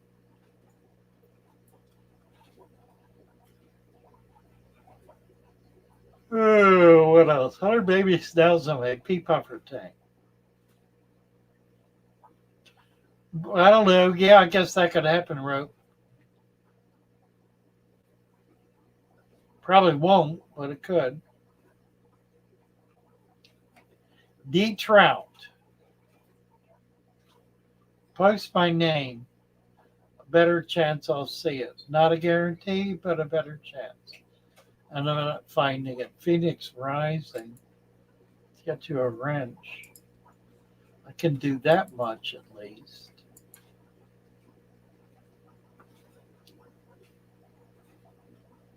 Meraki, I answered your question.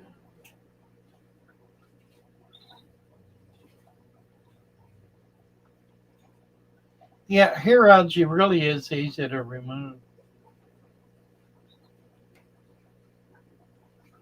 Opaula shrimp. No, I don't think so. Opaula shrimp. Let's see what that is.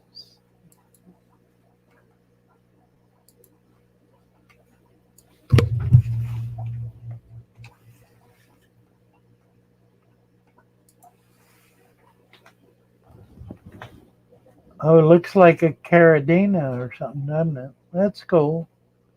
Tiny red shrimp live in brackish water. Only found around Hawaii. Huh.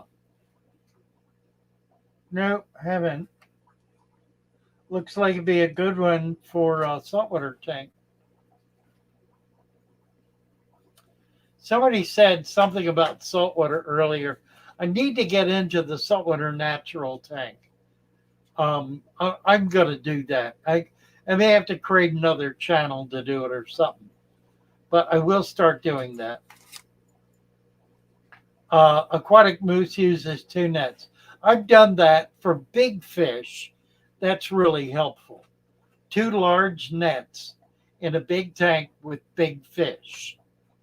That's almost critical because you can chase with one, they'll dart into the other. Now, the action is to either scoop or to jerk straight up. If you jerk straight up and the fish is headed toward the back of the net, you'll catch him because it'll bag. If he's looking toward the front and you do that, he's going to get out before you get it above where he is. Who this? Father Fish. Good afternoon.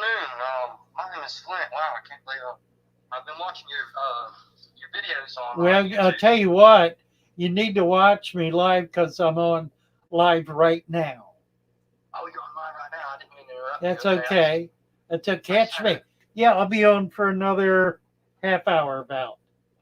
Okay. Can I call you afterwards? Yeah, absolutely. Sure. All right. Thank you, sir. You bet. Let's see.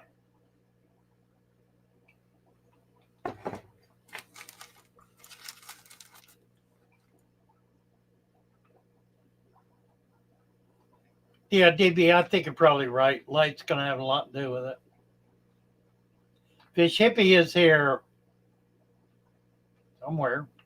Ryan Black.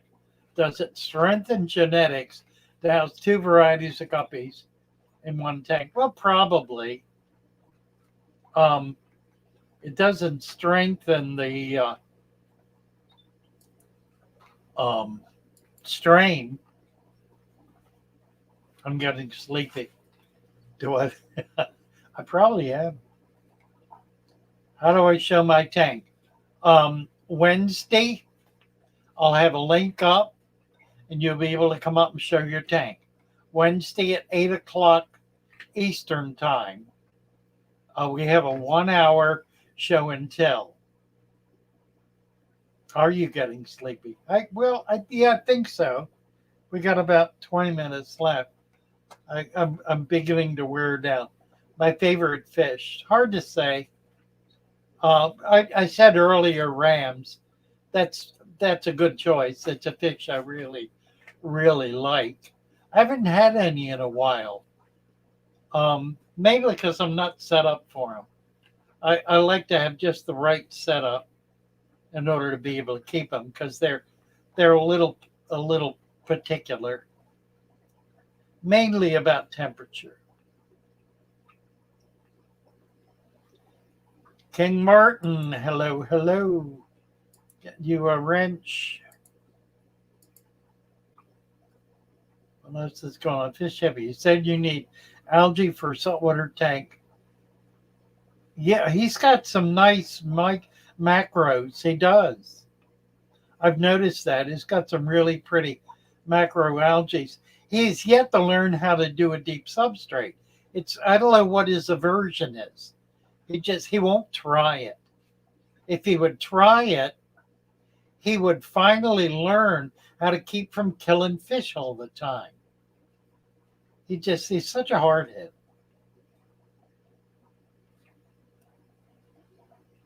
Let's see. Do pea puffers need snails? No, they do not need them. They can eat most anything else. And they will grind if they need to grind. I've never had one that needed to grind. But if they do, they can do it on sand.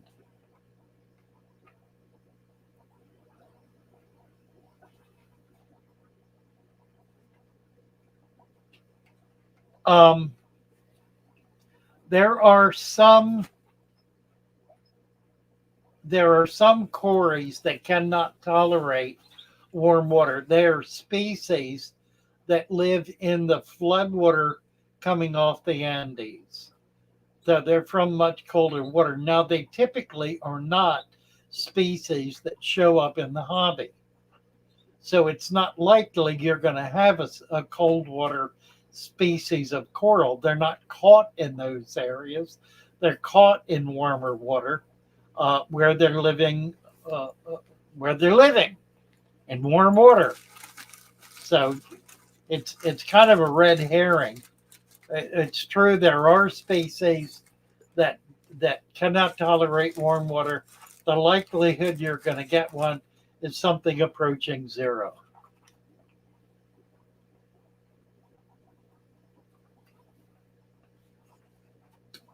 Very good, Savage. Sand cap twice the thickness of the dirt. And that's because the dirt rises into the sand. It'll come up whatever its depth is. If it's 1 inch, it'll come up an inch. If it's 2 inches, it'll come up 2 inches. I do not recommend you put more than 1 inch of dirt in any tank less than 55 gallons. 55 to 100, add a half an inch. Over 100, add an inch to 2 inches. Rarely will you ever need more than that.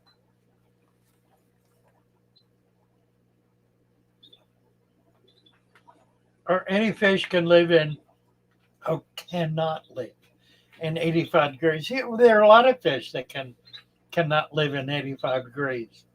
Mountain minnows cannot live in 85 degrees. Sticklebacks cannot live in 85 degrees.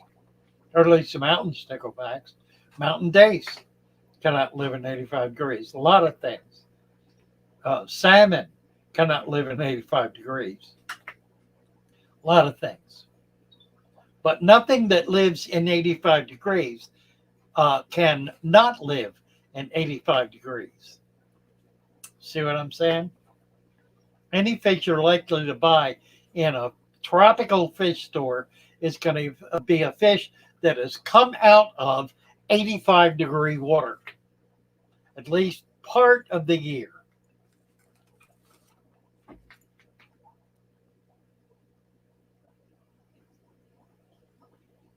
Oh, this is interesting. Darwar, do you think it would cause problems to put a 75 gallon on half of a 200 gallon tank stand? No, I do not. I think it's perfectly effective. The critical thing about tanks is that the four corners be absolutely stable. And if the length can be on a stable platform, then that will keep it from potentially bowing. But for a tank that's 12 to 18 inches deep, you're not going to have a problem with it bowing if there's a gap there, so long as the two corners are stable and solid. A 24-inch tank, I wouldn't do it. It's not worth the risk.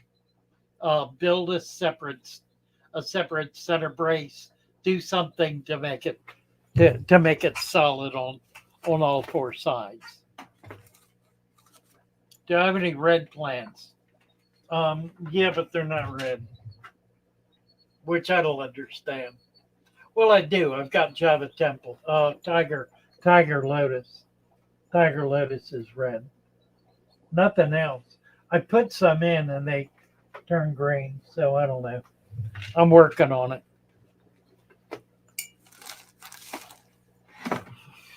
Okay, I'm having trouble here. We had 15 minutes left. I'm not ready to shut it down. Let me take about a 1-minute break. Back in a moment. Talk among yourselves. Enjoy.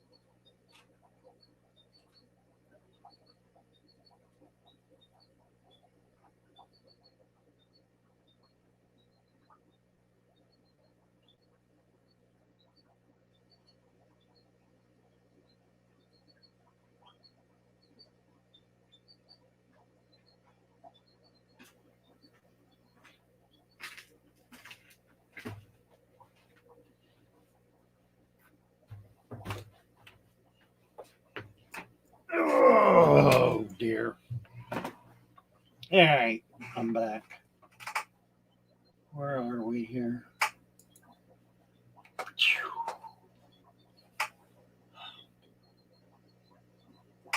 Yeah, aqua ponds are great for turtles. Pom-pom crabs. Um,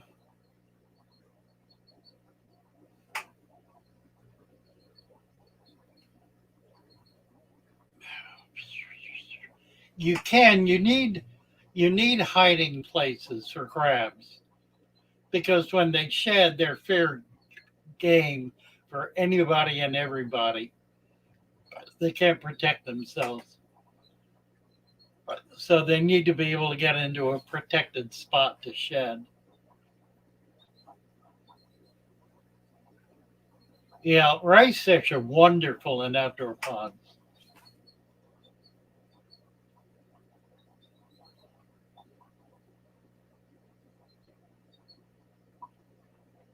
Possible to keep white cloud mountain minnows without bottom feeders. Are there any bottom feeders? Plecostomus will take cold temperatures. I mean, not freezing cold, but down into the 50s. Snails.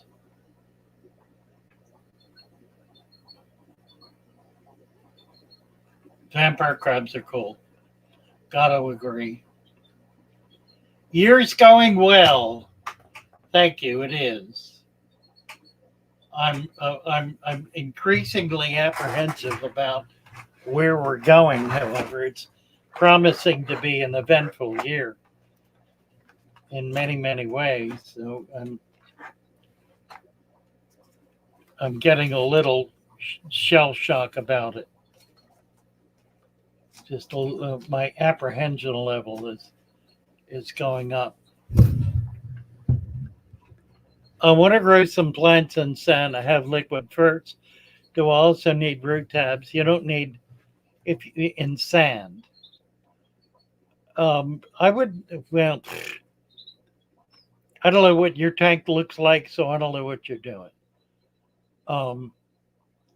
Generally speaking, fertilizers are not helpful because they create abnormal growth.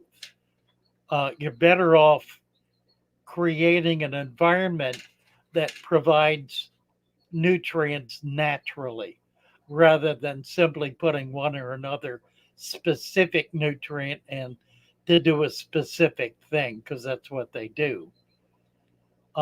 Build a food web, try to get dirt down into that substrate, try to get a natural tank going, and you will not need any kind of fertilizers. In fact, you will find that they will mitigate against healthy plants because they do.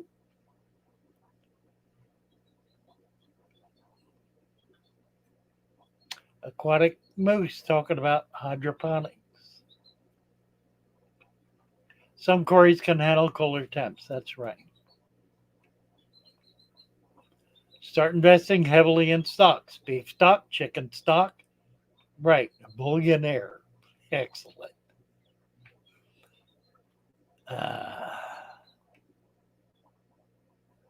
Excellent. Can I figure out how the Discord works? It works by going very slow and not trying to figure it out all at once.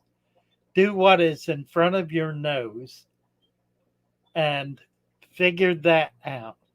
And then someone will come along and show you something else. Then you'll know two things. And then before you know it, you'll know three things.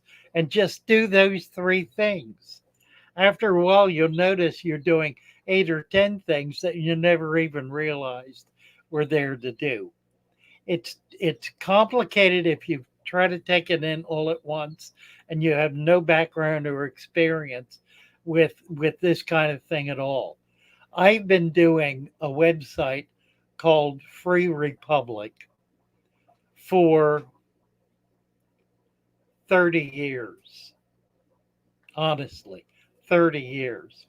And it's basically the same as the Discord. Discord has a few more options, but it's the same thing. It's just topics. It's topical with a flow through of postings. And that's all this is. It's topics. You pick a topic and you look at what people are saying on that topic. And it begins with just one topic where you already are. And if you just talk there, say, hello, is anyone out there? They'll say, read the rules. And if you will then read the rules, it will teach you how to take the next step, which is very simple. But if you don't read the rules, you're going to be frustrated. So you have to take your time and be patient and learn. Be as a little child. Be inquisitive, curious, happy, upbeat, and friendly. And it'll all work out wonderfully. You'll be thrilled.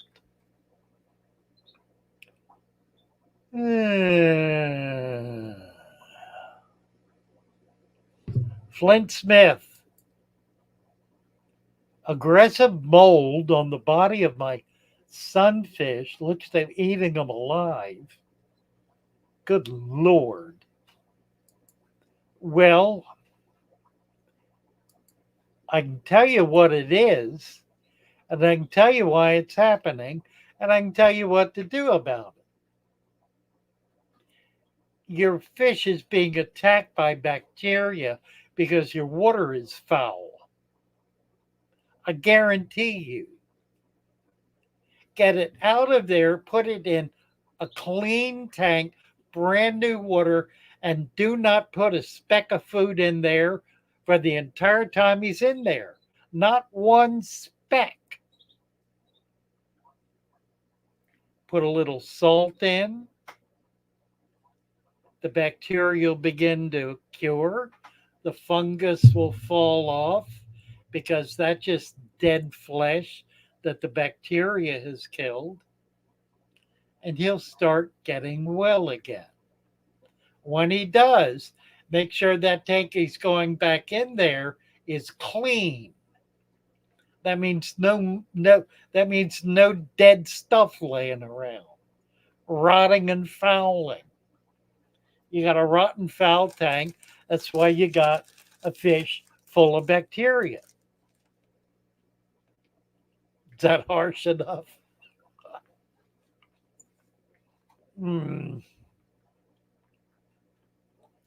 Methylene blue. No, never mind the methylene blue. You need to clear the problem. Methylene blue is just going to kill some of the existing bacteria, but it's going to come right back stronger than ever because you haven't fixed the problem. Remember, we were talking about this before. You got to deal with the problem, not the symptom. Methylene blue is dealing with the symptom. You don't fix the problem, the symptom never really goes away.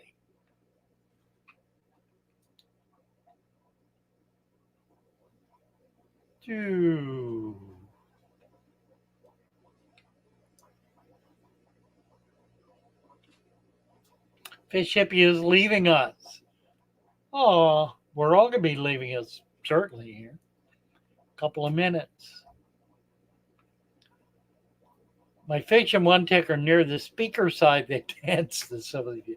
That's funny. That's funny. Can you make a video showing how to use your Discord channel? No, I can't. I can't.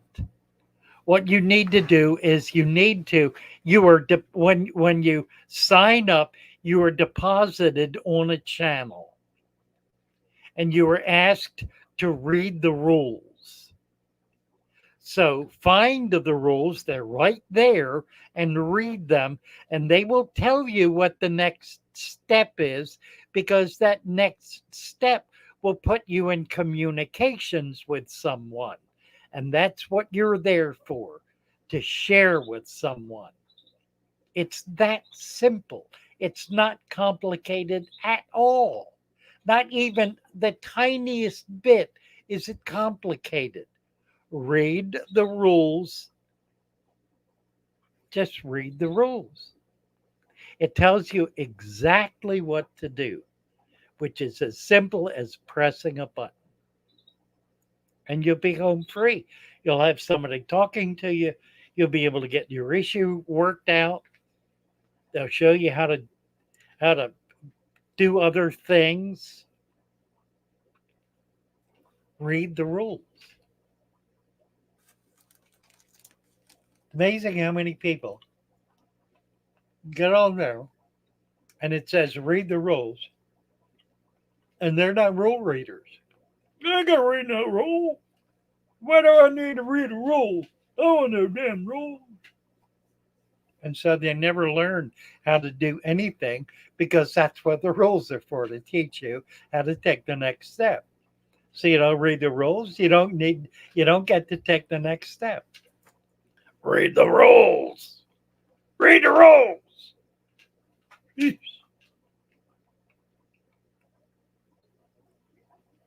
Bravo, JC. Let me get you a wrench. Doobie-doo. Jumbo, favorite fish in the community tank.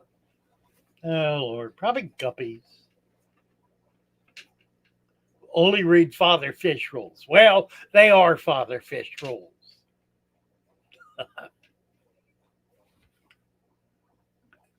All right, I know. RC, I know. All right. All right. Read them, I don't understand. Say hello.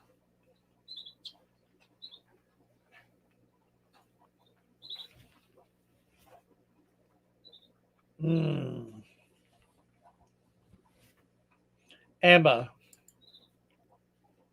my problem, Emma, is that I have a fatherly attachment to Andrew Goldfish, and he's a spoiled brat that demands his own way all the time.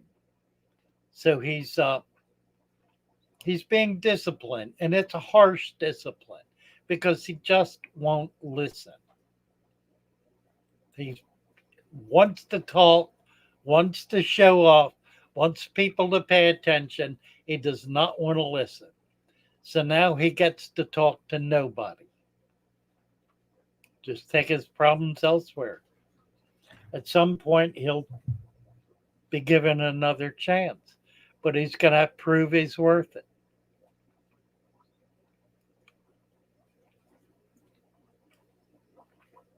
Type open sesame. Then somebody comes and says, hello, how can I help you? Is it normal for Blackwater tanks to be cloudy? No, not normal.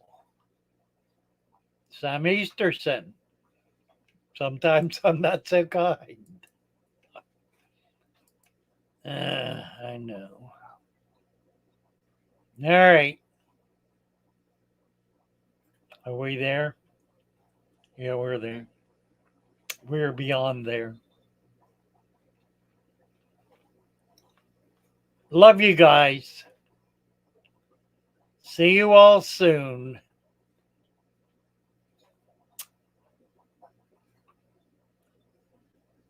We'll be back Wednesday at 8 o'clock for show and tell. Come on up and show off your tank. And see you back here next Sunday at 6 my time. We got videos coming out. We got shorts coming out. We got a store selling lots of plants and other things. Good times for all. Bye. Love you all. Bye for now.